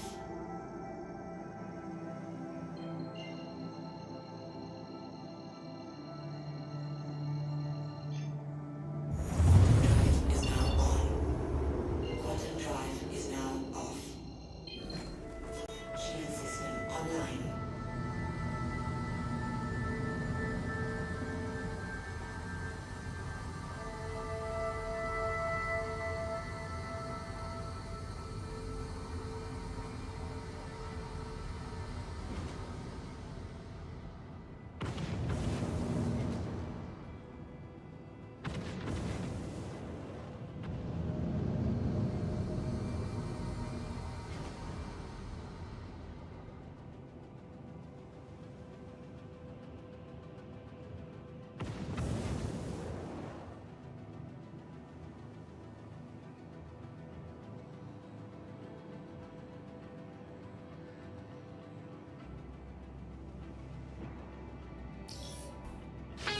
You're listening to Bloomberg Business Week with Carol Masser and Tim Stenovec on Bloomberg Radio and Television. All right, everybody. Want to get to a story that we all kind of read probably early Saturday. It was in numerous reports. It was about a move that was actually late Friday night by President Trump, who fired 17 inspectors general at multiple federal agencies, according to folks in the know. We wanted to know more. We head to Washington, D.C. right now, and Bloomberg News team leader for the Capital Influence team, Mike Dorning. So, Mike, first of all, what do we know about what happened, and what have we heard from the White House? The White House is, they essentially, someone from the White House sent out an email Friday night that said, your services are no longer needed because of a change in priorities, and got rid of about, at least we know, more than a dozen, and I have heard 17 inspectors general at agencies throughout the government. President Trump was asked about this on Saturday. He said somewhat incorrectly, oh, this is standard procedure. That's not really true. But, the president does have the power to fire inspectors general. There is a difference between the legal route and the one Trump took, which is they're supposed to give 30 days advance notice and give a reason for it, and notify Congress of that reason 30 days in advance. And in this case, obviously, they didn't. Okay, don't tell my Government 111 professor, but just remind everybody what inspectors general do. Yes. So basically, the inspectors general are kind of an internal watchdog that a lot of federal agencies have. Most of them do. Some of them are actually confirmed by the United States Senate, and some of them are, just set up by the agencies.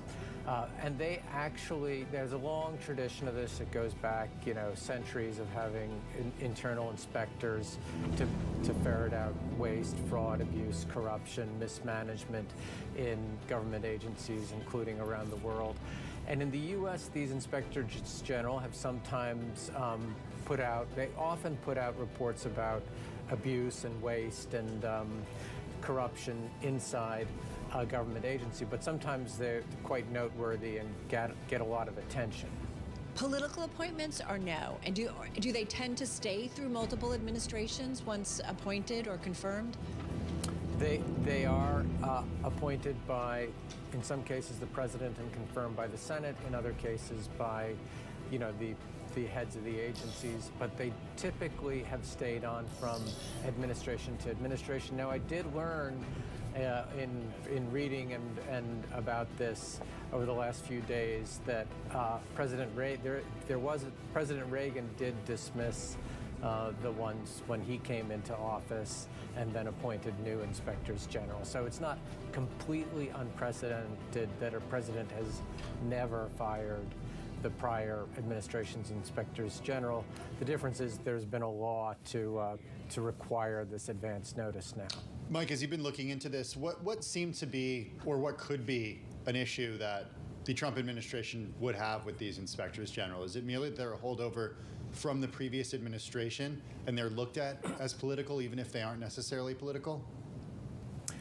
Well, one problem is these inspectors general can sometimes point out mismanagement by senior figures, people abusing perquisites of office, people having contracts with favored political friends.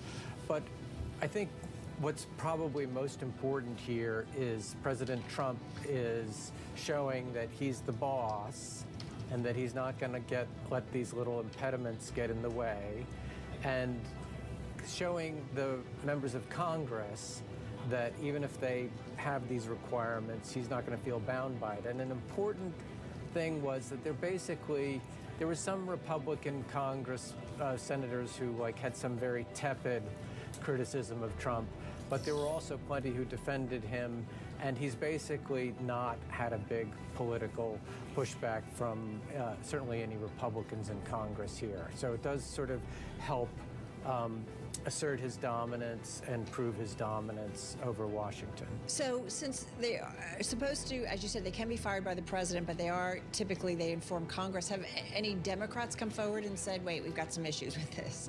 Yeah, definitely Democrats have come forward and said, hey, this leaves you vulnerable to more waste, fraud, and abuse, and it's an effort to prevent, independent watchdogs in government. And indeed, it will be Trump administration that will appoint the replacements. Hey, Mike, just got about 30 seconds here. Are these kind of what some people might say, the guardrails around any administration, any president?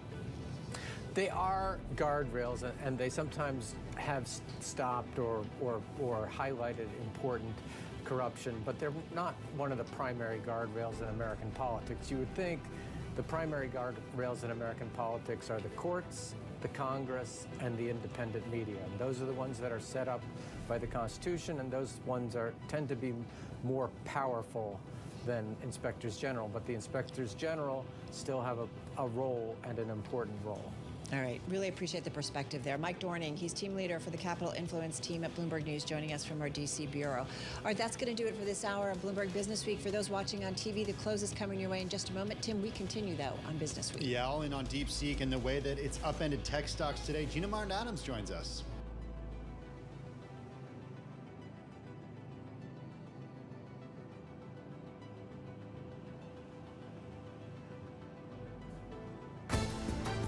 The countdown is on.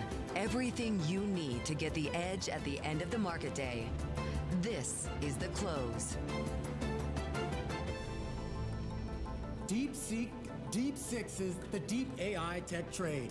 Live from Deep in Studio 2 here at Bloomberg headquarters in New York, I'm Romaine Boston. I'm Alex Steele. I give you a lot of props for being able to say all that without messing up. I wasn't sure I was going to get through it. It's a fair point. We are monster de-risking here in the U.S. market. The S&P is off almost a full 2 percentage points. The NASDAQ 100 off by 3.5%. Yes, we are off the lows of the session where we opened, but nonetheless, a very brutal day. So where does money go? It goes into the safe havens. It goes into the yen. Dollar yen now down for 3 days in a row. The 10-year yield, the yield's down 9 basis points. Money flowing in to those safe havens. Remain. Yeah, and a hard lesson today for investors really about value at risk, and well, an even harder lesson for companies about ignoring that black swan that had been sliding into its DMs for quite some time. Chinese firm DeepSeek has been known for months, and for at least the past 3 weeks, its chatbot has shown it could punch up in weight at a fraction of the price. So it says.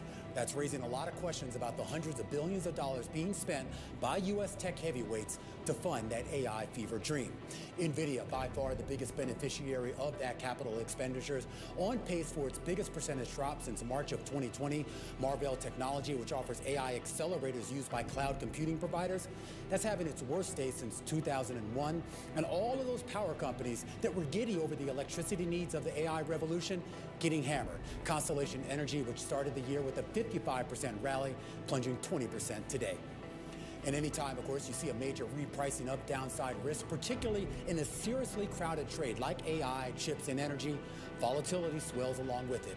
The VXN index of NASDAQ 100 volatility seeing its biggest point jump since December and second biggest daily point jump, Alex, in almost 5 months. The superlatives just keep rolling off the tongue. You cannot find more superlatives. There are just too many. So this is another way of looking at what's happening with NVIDIA. This is looking at market cap losses in single names. And you can see that NVIDIA right now, and this is as of 10 minutes ago, is losing $620 billion in market cap from today since Friday. And that is the largest on record. The last came last September, and that was NVIDIA again. And then a couple of these are Meta and then Apple. But the point is here, just the extent to which we've seen the decline. We've never, ever seen a market cap decline like this in a single stock name in the history of the stock market. And also, Romaine, I should point out, it's so far above where we saw the last one at about $280 billion loss. It's like, where's the bottom, and how do you come back from something like that? Yeah, the bigger they are, of course, the bigger they fall. But a big question here as to, well, whether this is just a blip on the screen. John Belton joins us right now to kick us off to the close. Portfolio manager and managing director for growth portfolios with the Gabelli Funds. And I know your funds are a big holder of NVIDIA, one of your top holdings, at least in a couple of those funds. When you look at a sell-off like this, one that seems to have come out of nowhere, basically we get this, I guess, analyst report, if you will, about DeepSeek, but you go back on the Bloomberg terminal, we've been writing about this for a while. Absolutely. Does this worry you? Well, I think there's so many headlines out there, there's so much news flow, so let's take a quick step back and think about what's happened over the last month, because this news that's really getting all the headlines today and got all the headlines over the weekend with DeepSeek really started, well, I guess a year ago when they released their model called V2, which introduced a lot of these potential breakthroughs. Those breakthroughs came to fruition in a model they released a month ago. Mm-hmm. So a lot of this has been out there. Last week, they released their latest reasoning model. That coincided with the inauguration. There's been a lot of headlines since then. So what my take on DeepSeek is in particular is I think a lot of the advancements that they've made are very real, and it's something to pay very close attention to if you're an NVIDIA shareholder. I want to read to you a statement that NVIDIA emailed to our reporters, Ian King here at Bloomberg, basically saying that it is an excellent AI advancement, and they say the work illustrates how new models can be created, but they kind of dismiss some of these concerns as somehow this is a negative for NVIDIA itself. Well, I mean, I think there's probably there's clear negatives for NVIDIA. There's also potential longer-term positives, I'd say, too. So on the negative side, what's clear is DeepSeek has created a way to, I'd say, do more with less.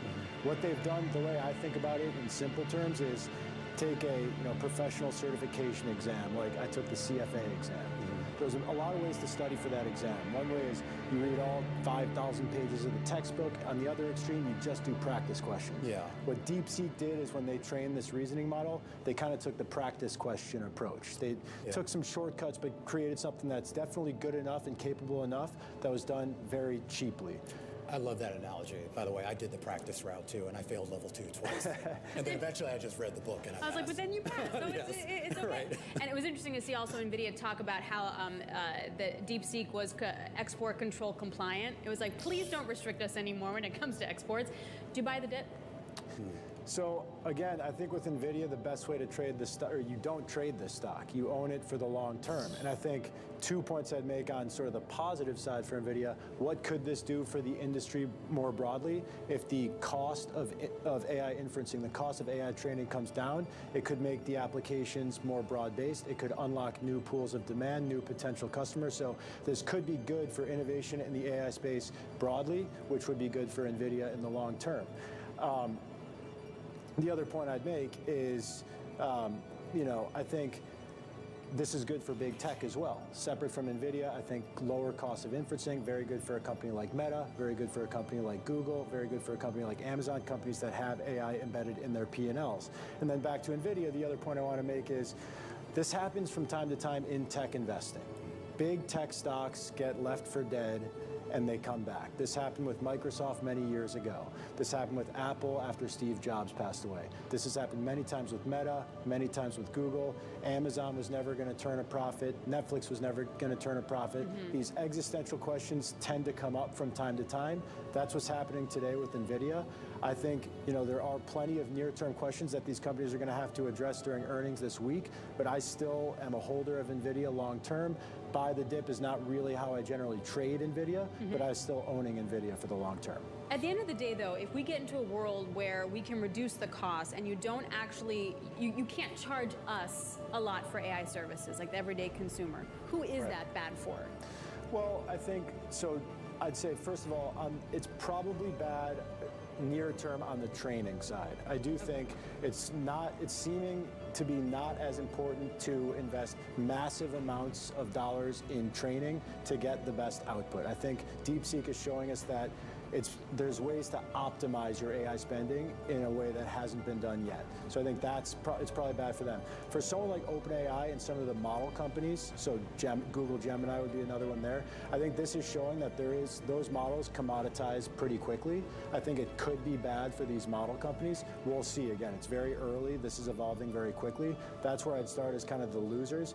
Then the derivatives for some of that stuff. So some of the industrials, some of the power companies, we'll see how this unfolds. I think near term, probably fewer massive training data centers constructed, but long term, could there be more inferencing data centers constructed? Could there be more AI run at the edge? Could there be more AI infrastructure built in that way? We'll see.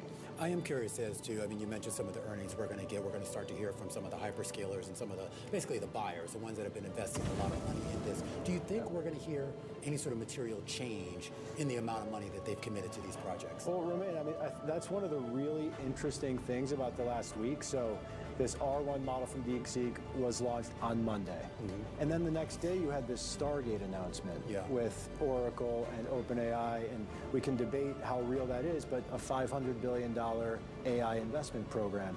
And then on Friday, Meta pre-announced unexpectedly their 2025 CapEx plans, $60 to $65 billion, about $10 to $15 billion above the street. So clearly Meta is going all in on this. And I think their Llama models are the closest DeepSeek comp, by the way, a set of open source models like DeepSeek. So to answer your question, will these companies backtrack on the CapEx plans? I don't think so near term. I think the question is more next year, 2027, is the investment cycle finally starting to crest? We'll see there. We only have time for one quick question, but I do want to ask you about the market reaction to Meta, because when you see all of these other stocks getting decimated, Meta spent most of the session in the green. I think it's now just dipping into the red, but you're not seeing these double-digit percentage losses there.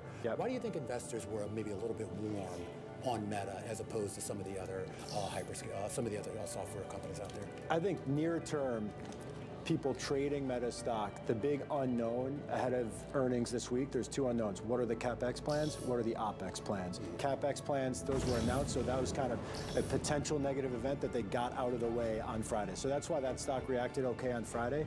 And then today, I think Meta's just a really interestingly positioned company. You've got, first of all, as I mentioned, cost of inferencing going down. That's a direct positive in their P&L, for sure.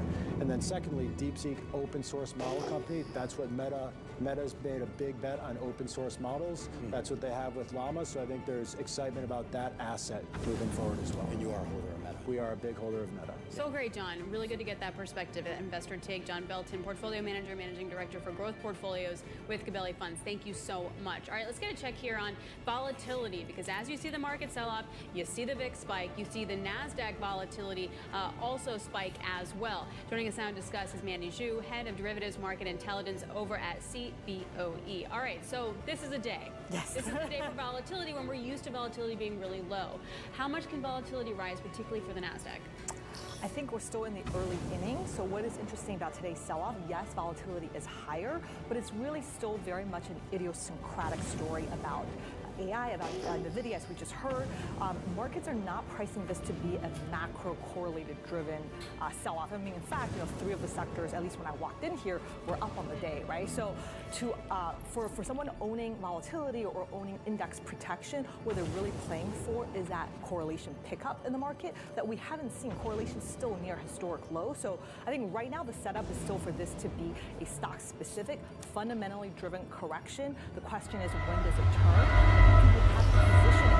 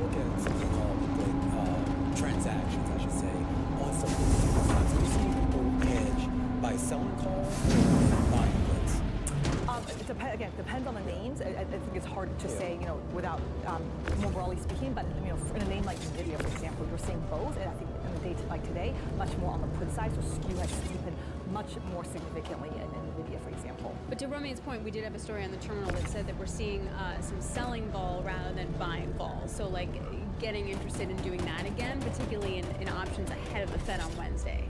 So again, it depends on the underlying, the tenor. I would say in VIX options, the theme has been actually buying upside calls for a hedge. Now, if you look at S&P options, we are seeing a lot of people still using index options for income. So you do get that diversity of user base, a diversity of use cases. So it really just depends on what you're looking at. So can you give us a sense then of, amazingly enough, like there's another big event this week, and that's going to be the Fed on Wednesday. Are investors positioning for something, or are we just kind of looking at March, for example? That's a good question, and something we highlighted this week is if you look at rate volatility, that's what everyone's looking for, expectations of Fed. If you look at the MOVE index, which is a commonly used metric for rate volatility, that's near the lows. But I think part of the reason why the MOVE index is at the lows is driven by the front end of the yield curve. People are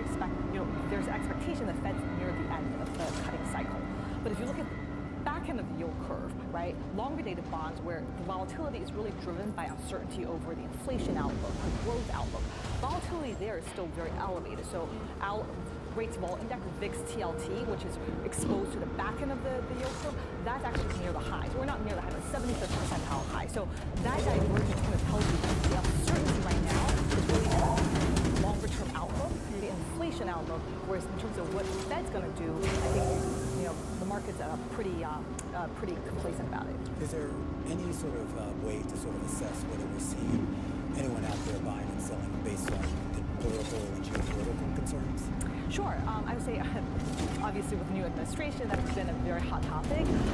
What's interesting is that the way that most investors I've spoken to have been playing potential impact of Trump policy, particularly around tariffs, is still by making stock-specific or sector-specific bets. So back to the theme I talked about, the high dispersion and elevated dispersion, that's a thing that a lot of people are pressing, even though it's at extended levels. To me, the concern, or what I'm concerned with, is that tariffs ultimately end up having more of a macroeconomic impact. So it's not just hitting specific sectors, specific companies, but ultimately hitting the consumer, the U.S. consumer, making up 70% of GDP. That's going to have a big macro impact. So if you get something like that, then it will turn away from being a idiosyncratic factor into a more macro factor, and that could have a big impact on volatility and on the market overall. Is the read on that, though? I mean, even if you're a technical trader, is the read on that coming through the economic data, or is it coming through Fed messaging, or is it coming through Truth Social, whatever policies he's doing something about that? I think Trump is probably top of everyone's terminal in terms of what's coming out of the administration, certainly. But yes, I would say, Trump and then the Fed are kind of the two. All right, Mandy, always insightful. Always appreciate you stopping by. Mandy Zhu, head of derivatives market intelligence over at CBOE. Let's also look here at the volatility out there on the day. And if you're looking for some upside surprises here, take a look at Estee Lauder. The shares up about 1%. This after crossing the wire that Evercore is now working with Estee Lauder on reviewing the company's portfolio of beauty brands. Now it's just people with knowledge of the matter who spoke. Let's roll it.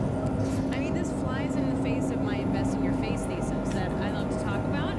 Apparently, it's been losing market share on its home turf to rivals like L'Oreal. I mean, of course, Estee Lauder's Clinique, Smashbox, Tom Ford, Aveda, and apparently they're losing that market share and they need to find a way to pick it back up. And of course, there was a lot of issues, of course, with China, and obviously that they relied a lot on travelers, on airport sales, and other places where travelers would pick up things, and of course, that's been affected as well. Something to keep an eye on here, but if you're looking for a bright spot and a decidedly down day, check out Estee Lauder, up about 1% here as we continue to monitor the sell-off, counting you down to the close of conversation with one of the most familiar faces in finance, Bob Diamond, founding partner over at Atlas Merchant Capital. Plus, we'll DeepSeek chip away at America's lead in the global AI race. I've been mispronouncing that all day. As the semiconductor index, that SOX, slides about 10%, we're going to talk multiple chips with an analyst about the broader implications to the sector. A bit of a tongue twister day here. We're going to focus on what is going on down in Washington, particularly with the AI race, and a conversation with Libby Cantrell, managing director and head of public policy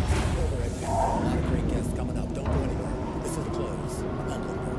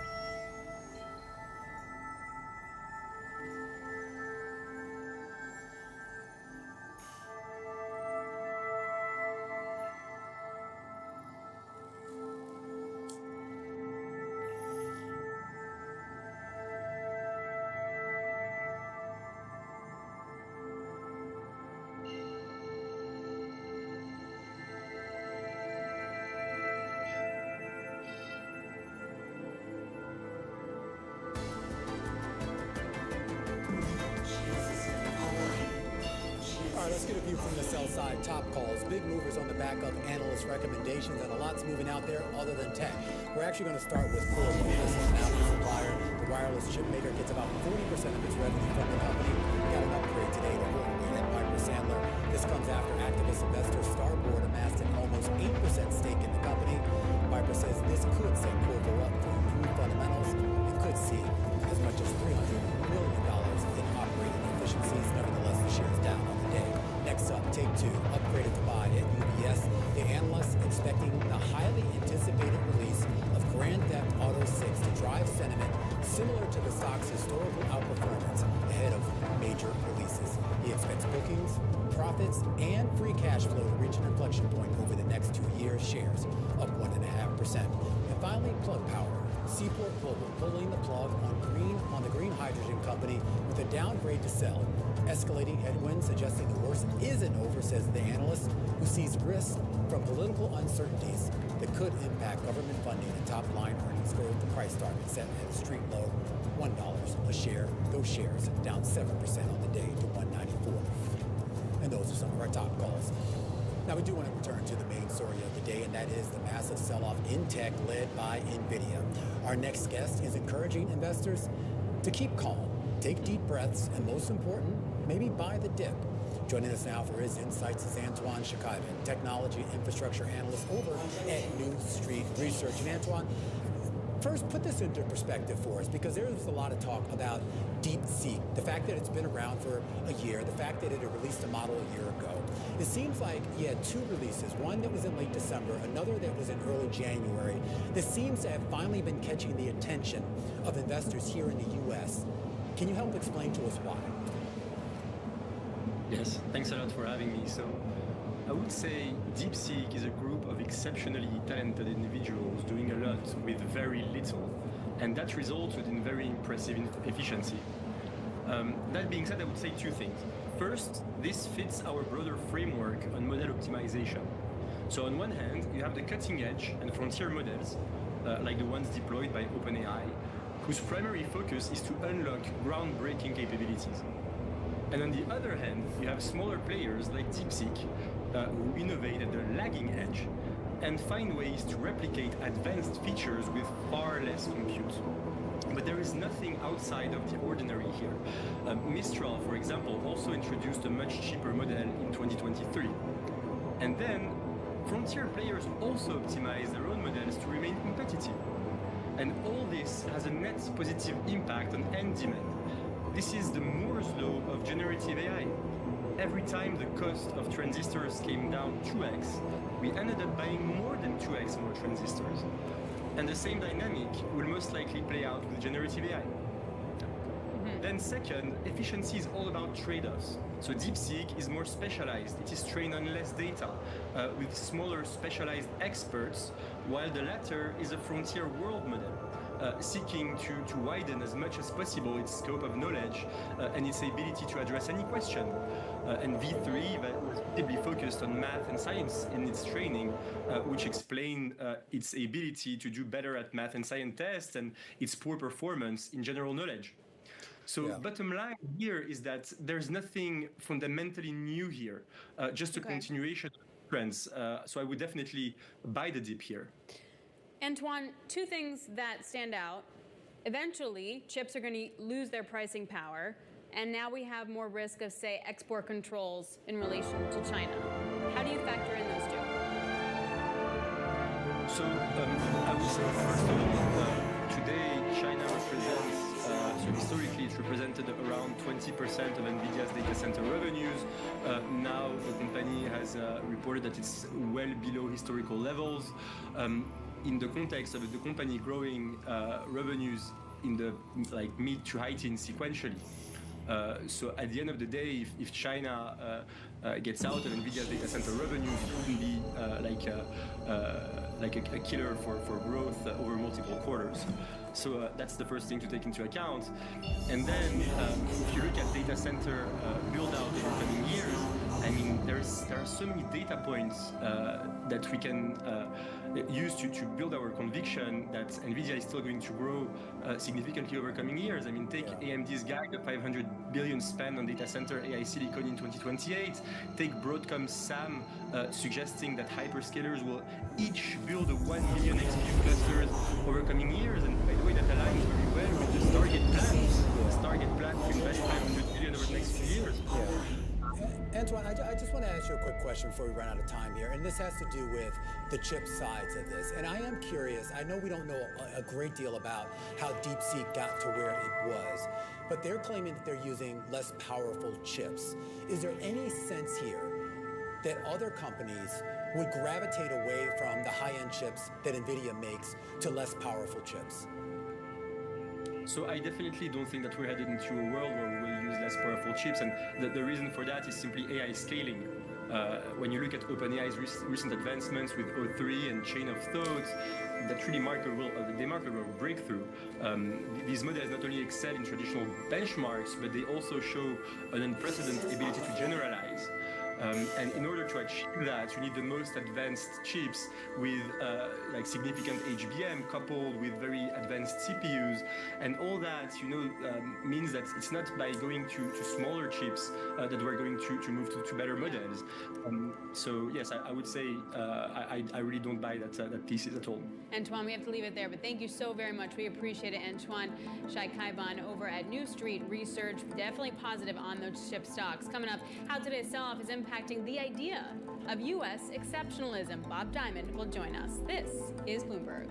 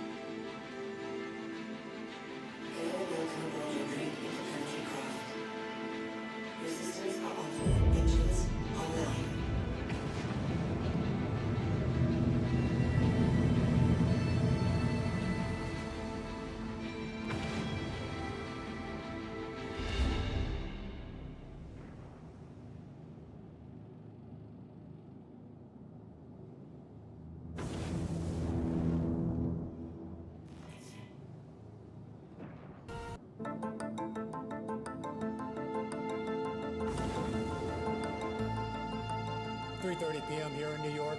This is the countdown to the close.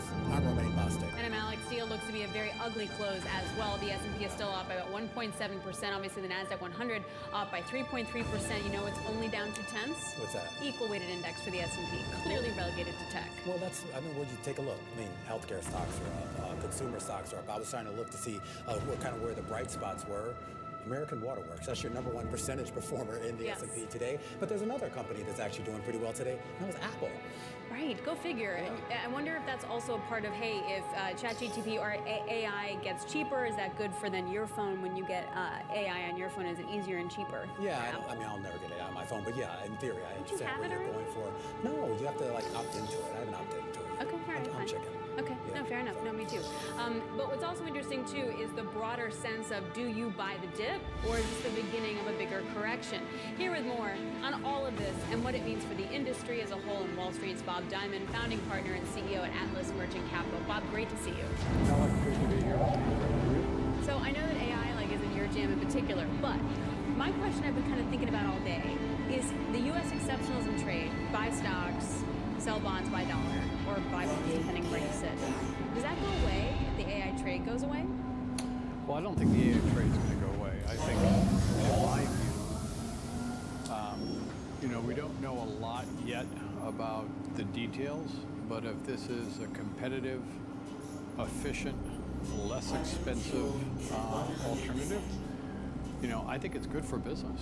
I think of our focus being on the consolidation that's happening and going to happen for regional and community banks, which is very, very exciting.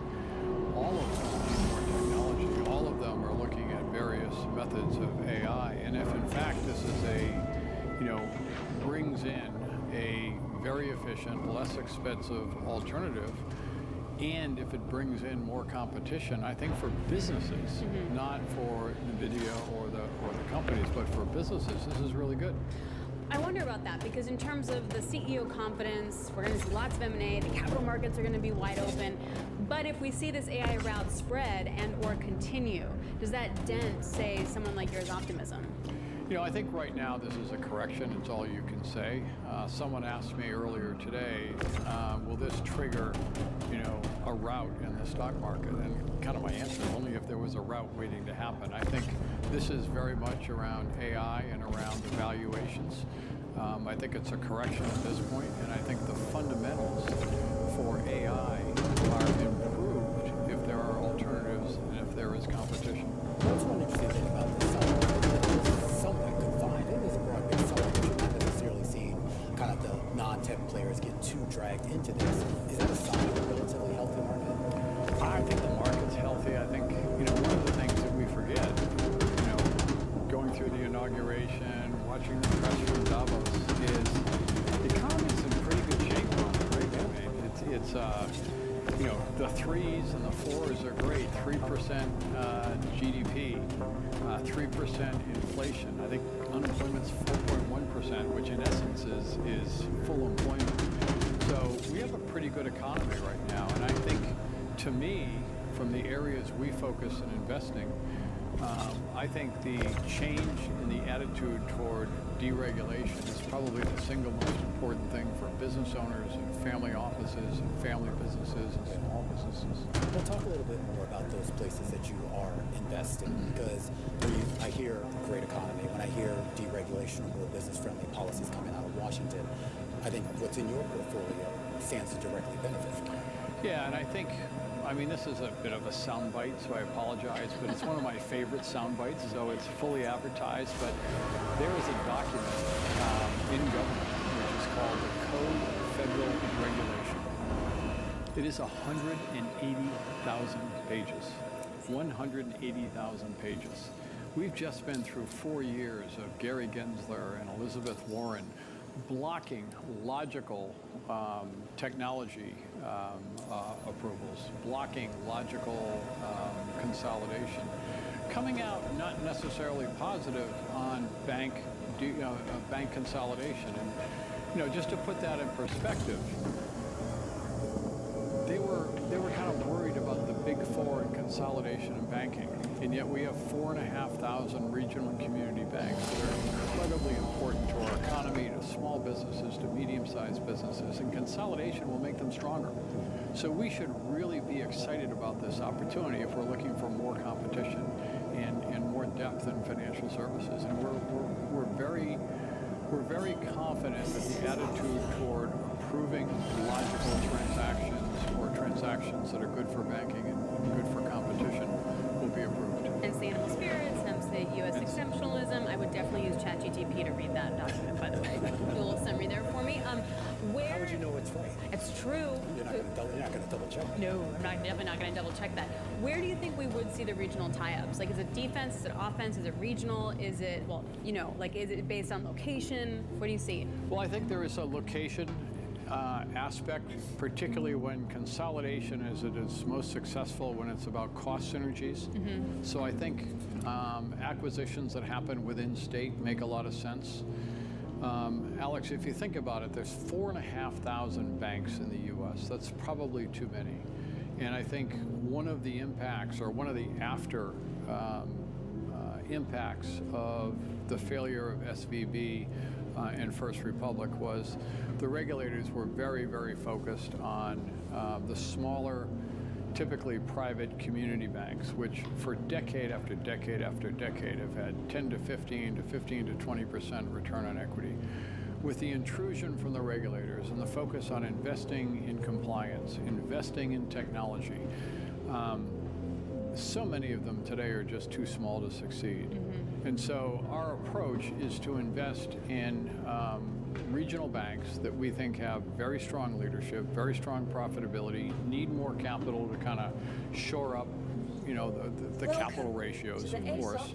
Stay below that 100,000 level, which triggers more capital. And then look for opportunities to acquire the smaller, too small to succeed institutions where the combination will be good for both. And the synergies are really about costs, technology, compliance, regulation, and it will make them stronger. Where does DEI fit into that now? I feel like if you were looking for good mergers, your view on DEI would be very different now than it is, say, a few years ago. True? Well, I think what you have seen and I have seen since the inauguration is just a very, very different attitude toward the priority of that. But I think in terms of the boards of the kinds of institutions we're looking at, I think they're in far better shape from a DEI point of view today than they were 5 years ago, 10 years ago, 15 years ago. So I think we're starting out from a position of strength. All right, Bob, always great to have you. Bob Diamond here, of course, founding partner and CEO of Atlas Merchant Capital. A closer look here. Some of the other trades out there that aren't necessarily AI, but we go back to that when we come back after the break with a closer focus on the hyperscalers, taking a bit of a hit, not quite as big as the chip makers. We're going to break down, I guess, what's ailing them, and more importantly, could this be a turnaround in the future? That's our Stock of the Hour, and it's coming up next right here on The Close on Bloomberg.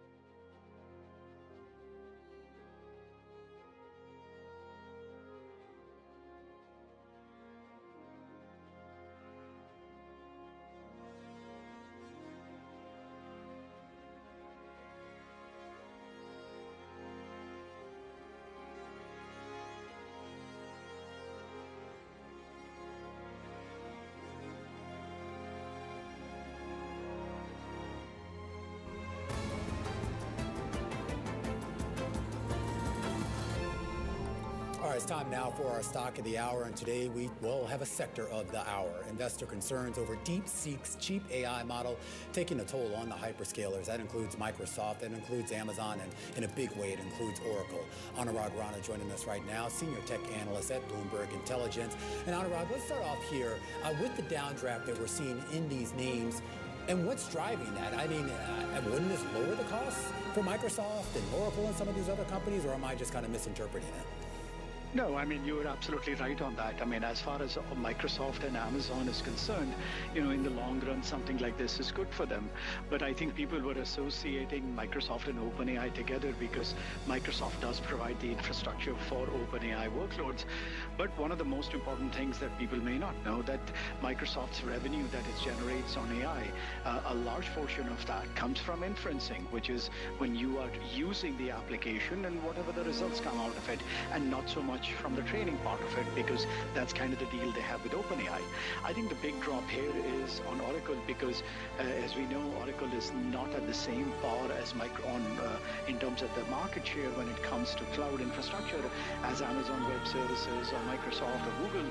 It's much down in the order, and the contract they were going to get to build a very large data center, or that the announcement that was made a few days ago had the potential to significantly increase their market share in that. Now, the big question is, do we still need to spend $500 billion to come up with data centers across the country? I think that is the big question at this point, and that's the reason why Oracle is getting far bigger hit than the likes of Amazon and Microsoft. Anurag, flip it for me, because some of the software guys like Workday and Salesforce outperforming. Why? Yeah, it's the exact same thing that Romain mentioned. If the cost of running these transactions goes down, then the adoption curves goes up. So, for example, Microsoft's Office Copilot. This product was being sold at $30 per user per month, and it didn't have, in our view, that much of an adoption. They changed the pricing to a consumption pricing just to get people used to it. But imagine that product going down the cost curve quite a bit. Let's say, for the sake of discussion, $5 to $7 of what they charge for Teams at this point, extra, compared to their base package. That would really help adoption. So I think what you're seeing in the software world is somebody like a Salesforce. If the cost of transaction goes down for them, then you will see more people use their AI enhancements. Same thing for ServiceNow, same thing for Adobe, etc. Just curious, Anurag, when we start to get these conference calls, Microsoft this week, I think Amazon maybe the week or two out, do you think that they're going to address this head on, what we learned today about DeepSeek? Oh, they better. I mean, this is going to be the most important question on every tech call going forward as to, does that change your CapEx requirements? Does that change your margin structure down the road? And what would it do to adoption? I think this would probably be the central question for all conference calls going forward.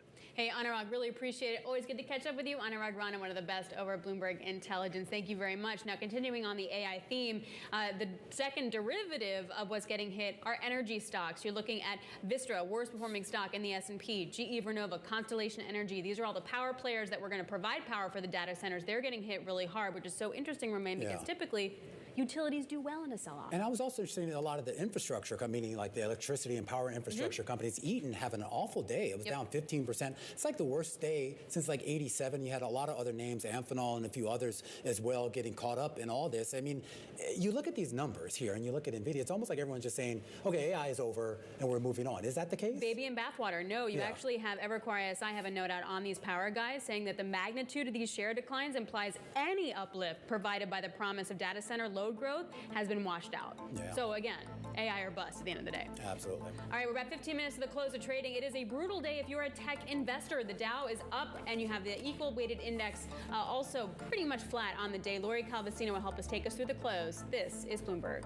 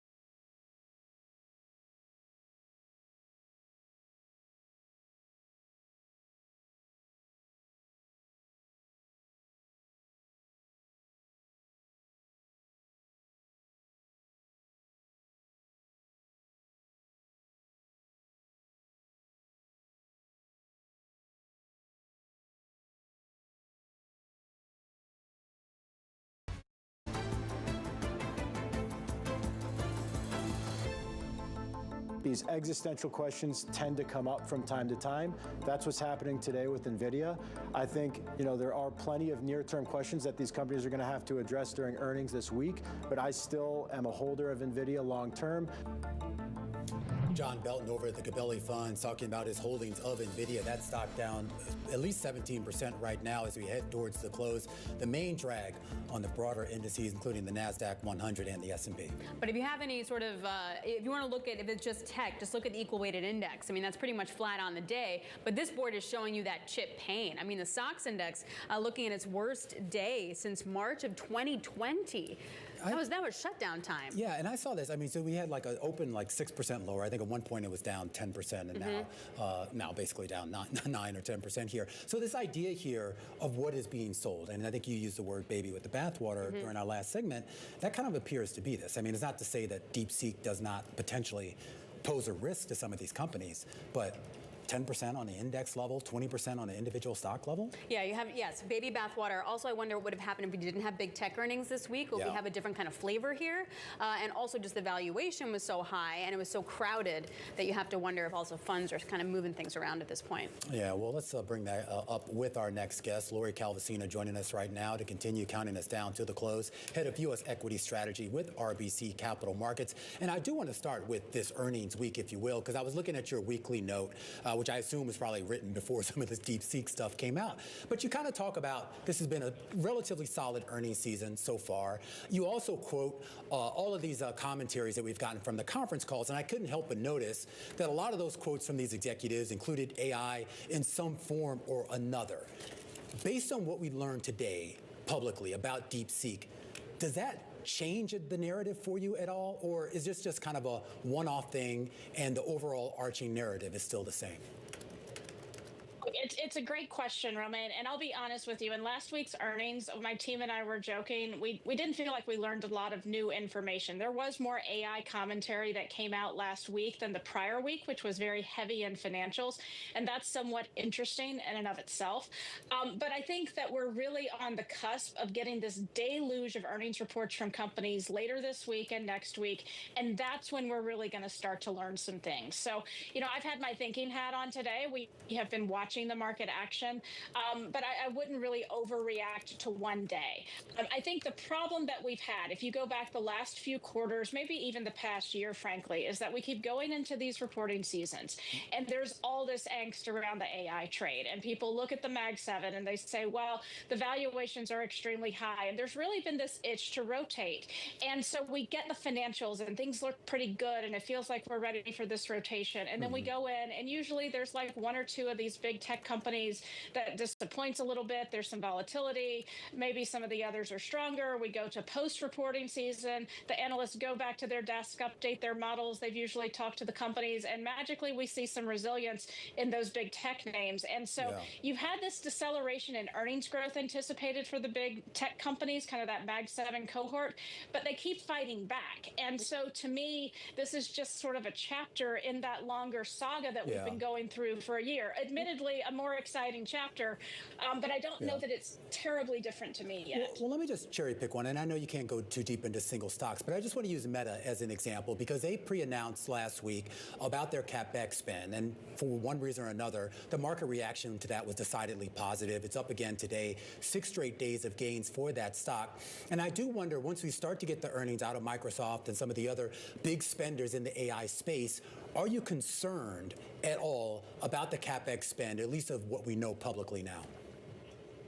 Look, obviously, Romain, I can't go into any single name, or the compliance gods are going to zap me with a bolt of lightning. But the reality is that the premium valuations in this Mag 7 cohort, we actually expanded a little bit and look at the top 10 market cap names in the S&P 500. But if you look at that relative valuation, that median PE of that basket against the median PE against the rest of the market, it is an extremely extended relative valuation. But if you overlay long-term earnings growth expectations on top of it, the two lines are basically moving together. So those valuations are very much dependent on those longer-term superior earnings growth outlook. And I think that's really what's been called into question to some extent today. We will get more color from these companies, but I think, there's short-term earnings. There's how does 25 and 26 look? How does the current quarter look? But I think at the end of the day, it's really that longer-term earnings outlook picture that dictates things. And I don't know that I think we have some doubts that emerged on that today for this broader cohort, but I don't think we have a definitive answer yet. And we're about to hear from a lot of companies that are going to weigh in. Oh, yeah. So, Lori, what's the safe haven play? Usually it's utilities, but a lot of utilities are in the power sector related to AI. What's my safe haven? It's interesting. I mean, we've watched the market action today. You're seeing strength in healthcare. You're seeing strength in financials. I will say that the financials are probably the more interesting to me out of those two buckets. We, again, got through a very good reporting. Maybe it's not completely done yet, but what we've heard so far has, sounded very, very good. We think financials valuations, they don't look fantastic, but they still do have some room to run. I think banks look better than, say, capital markets names, which maybe look a little bit pricier. But in general, I think financials just need the economy to keep on chugging. They're not really at the epicenter of a lot of the political debates that are happening this year. And so that's a reason why we've been able to forgive some of the more extended, kind of slightly overvalued absolute valuations, because you don't have those political headwinds coming and you've still got pretty reasonable relative valuations that have some move to go. Yeah, so yeah. I like that sector today. Yeah, and if anything, they have deregulation that's going to be a help to them and a catalyst. Small caps, before we let you go, down over 1%. Not the worst if you're looking at, say, what's happening with tech, but nonetheless, when do we buy? So look, I think small caps, you really do have to watch the valuations. They were actually up a little bit in the morning. They were in the green. Now they've moved into the red. We basically got to a crowded, overvalued position in small cap post-election. You actually had seen the crowding return before the election. We were at, back to the 2016 type highs on CFTC data. We've since pulled above those. You got back to those kind of Trump first term type valuation peaks post-election in the Russell. We've got to let that play out. Your long-term average valuation is around 15 times. With us getting to the end of the Fed cutting cycle, I think there's still probably some headwinds there. But I think, we've certainly gotten closer there over the last month or so. Lori, we'll let you get back to work. Always appreciate you taking time for us. Lori Calvasina, head of U.S. equity strategy over at RBC Capital, counting us down to those closing bells, just about 2.5 minutes away. A modest bid, believe it or not, Alex, coming into the market. The Nasdaq still down 3%, but off the lows of the day. Off the lows, S&P also off the lows. I'm interested to see if volatility continues higher, because it was lower, therefore volatility funds had to buy. If volatility spikes, they have to sell. And if we continue to see that sort of rotate tomorrow. And we should point out, this is going to be a really busy week for market catalysts. Obviously, a lot of big earnings. Don't forget, we have a Fed meeting. Do you remember that? What? No. And inflation data on Friday here, so the markets have a lot to chew on. We're going to break down all of today's market action piece by piece as we head through those closing bells with our global simulcast. Starts now. The Closing Bell, Bloomberg's comprehensive cross-platform coverage of the U.S. market close, starts right now. And right now, we are 2 minutes away from the end of the trading day. Romaine Bostick alongside Alex Steele, taking you through that closing bell. A global simulcast starts right now with all of us. Yeah, you just saw it. Scarlett Fu in the TV studio, Carol Masser and Tim Stenovic in the radio booth. I would call this a historic record day, Carol Masser, but the NASDAQ 100 down 3%, worst day since December. Okay, yeah. I mean, a little perspective, right? Isn't that what we do really well, is put it into perspective? I mean, I keep looking at the major equity averages. I mean, you still have almost 350 names in the S&P 500 that are actually up today. Even the NASDAQ 100, more names are up than down. So I just think it's very targeted, it's very specific, and I think there's a lot of questions about what this news really means in terms of the AI investment play going forward. Well, if you want to see where things are getting hit, one of the areas is the stocks, down more than 9% right now. 27 of the 30 stocks that are in the stocks lower today. Yes, including Broadcom, NVIDIA, and Marvell, which are all down double digits. Yeah, but doesn't this make the earnings calls that we're going to get later on this week a lot more interesting? Yeah. Especially with Meta pre-announcing how much it's going to spend on CapEx. You're going to have a lot more interested people listening for hundreds of billions of dollars, and whether that still makes sense. I know. Usually I just kind of wait to read the transcripts, but I'm going to get on these calls now. We're going to get excited. I do want to point out, though, guys, that commodities are still getting hit pretty much across across the board, that feels like you sell what you can, not what you want thing. So I appreciate that in the equity market, maybe we're sort of like it's just a tech story, but the follow-through selling there is something. Well, I'm glad you brought up commodities too. We kind of forget all the other news flow. Apparently, we were at war with Colombia or something over the weekend. Like 24 we sent coffee prices up and sent soybeans and other down, and then of course some bad data out of China here. Nevertheless, let's just say this could have been a lot worse, folks. We're going to start with the S&P 500 as we get the closing bells. The S&P is still holding that 6,000 level. It is down, though, almost 90 points on the day, or about 1.4%. The NASDAQ composite is down more than 600 points, or 3%. The NASDAQ 100 also roughly down about 646 points, or 3%. If you're looking for a bright spot, there are a couple places you're going to find it. The Dow Jones Industrial Average up 289 points, or roughly about 0.6%. Dow Transports up 242 points, or about 1.5%. And you see the Russell 2000 on the left of your screen there. That did finish the day down by about 1%, but I challenge you, pull it up on your Bloomberg terminal and see what rose and what fell, and you'll get a better sense of market sentiment. Yeah, so perfect setup going back to the S&P 500, 351 names to the upside in the Monday trade, 152 to the downside. And Scarlett, if you look at the NASDAQ 100, 55 names higher, 46 lower. Yeah, but there are some big swings in the sectors that mattered here. And let's start with the obvious, which is tech. And it's the biggest slice of the pie, of course, because it's the heaviest weighted sector in the S&P 500. That group losing more than 5.5%. Utilities, as Alex mentioned, down by more than 2%. That, of course, they're the second derivative play of the AI story. But you look at the big gainers here, and your traditional defensive sectors like consumer staples and healthcare. Lori Calvasina of RBC just mentioned financials as a safe haven as well. Each of those group gaining at least 1%. All right, let's get to some of the individual gainers. Apple, check it out, folks. Reporting on Thursday, outperforming the broader trade in a big way, up about 3.25%. It's the number 4 gainer in the NASDAQ 100 today against that broader sell-off of the NASDAQ 100 and against its own recent weakness. Keep in mind that this one's been under pressure. Apple's down about 10% since late December. Our team noting that while Apple is expected to be a long-term beneficiary of artificial intelligence, especially as its millions of users access AI services through the iPhone and other hardware, it hasn't been devoting billions of dollars to AI capex the way other mega caps have. So maybe a little bit of a rethink, but definitely an outperformer. I want to go to the ADRs of Aurora Mobile. It's a micro cap, small company, $115 million market cap of those ADRs that trade here in the United States. It's a Chinese software and application company, up 141% after it said its enterprise AI platform has incorporated the DeepSeek R1 large language model. So kind of on the coattails of all that news that we got about DeepSeek in today's session. And then just for something different, Vail Resorts, finishing off its highs, but still a gain of about 5.5%. This company was issued a letter from its shareholder, Late Apex Partners, calling the company's performance unacceptable, and says Vail must replace both its CEO and its CFO, reset its board of directors, and cut its dividend by 80%. So that one saw a fair amount of activity. Can I just also add AT&T? I know. Isn't that amazing? Yeah, I mean, best day in more than a year on the back of, I guess, for some pretty decent earnings, Carol. It was a very different trade today. And a little safety play there. Yeah, exactly. All right, let's go to what everybody wants to talk about. Shares of NVIDIA today, the biggest decliner. Biggest decline, I should say, going back to March of 2020. It erased a record amount of stock market value, $589 billion in value. Shares down about 17%. The sell-off today fueled by investor concern around the Chinese AI startup DeepSeek. The latest AI model of DeepSeek that was released last week, it's widely seen as competitive with those from OpenAI and Meta platforms. Apple, for what it's worth, now back to the world's most valuable company after today's decline. NVIDIA coming out and saying that DeepSeek is, quote, an excellent AI advancement that complies with U.S. technology export controls. We also saw other companies in the space fall as a result of this news. Broadcom down 17.4% today.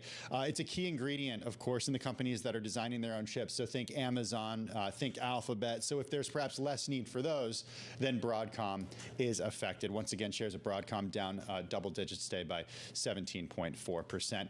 And finally, the worst performing stock in the S&P 500 today, Vistra Corp, down 28%.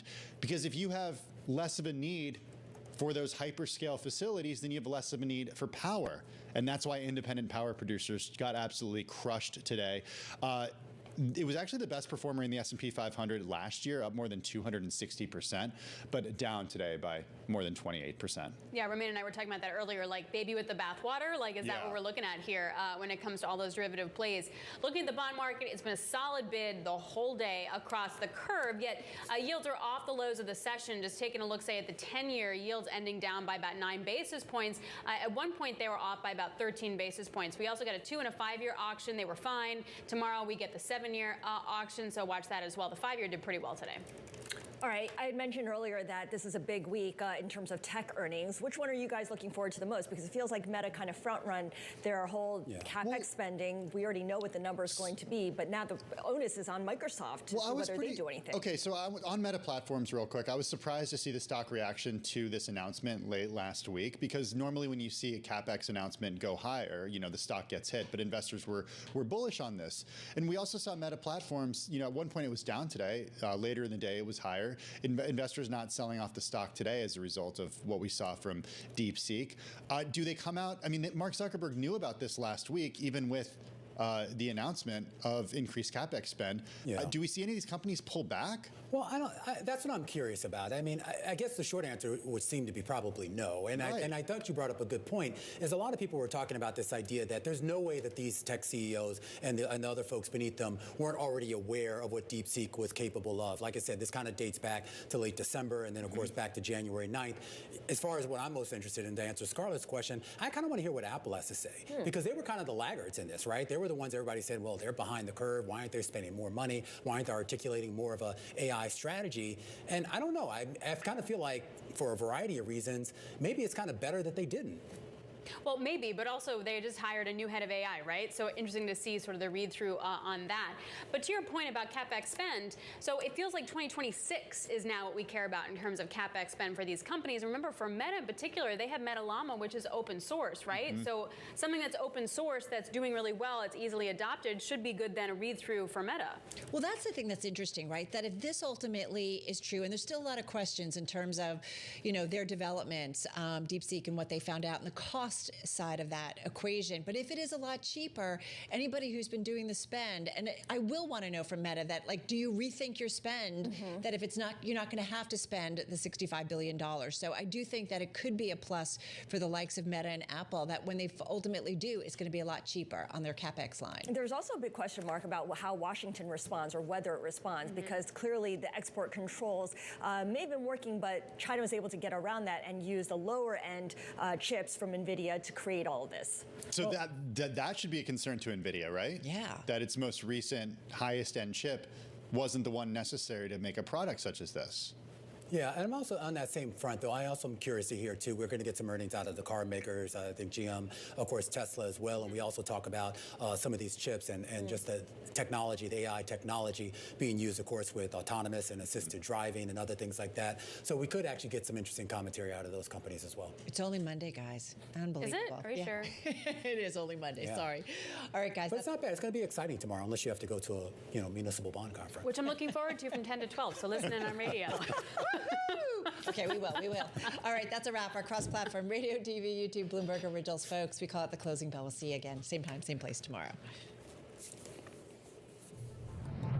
And we continue our full and special coverage of the sell-off in markets, a conversation up ahead about the longer-term implications of the sell-off on the broader chip sector. Chip whiz Stacey Raskin going to be joining us, senior analyst over at Bernstein Research. Stick around.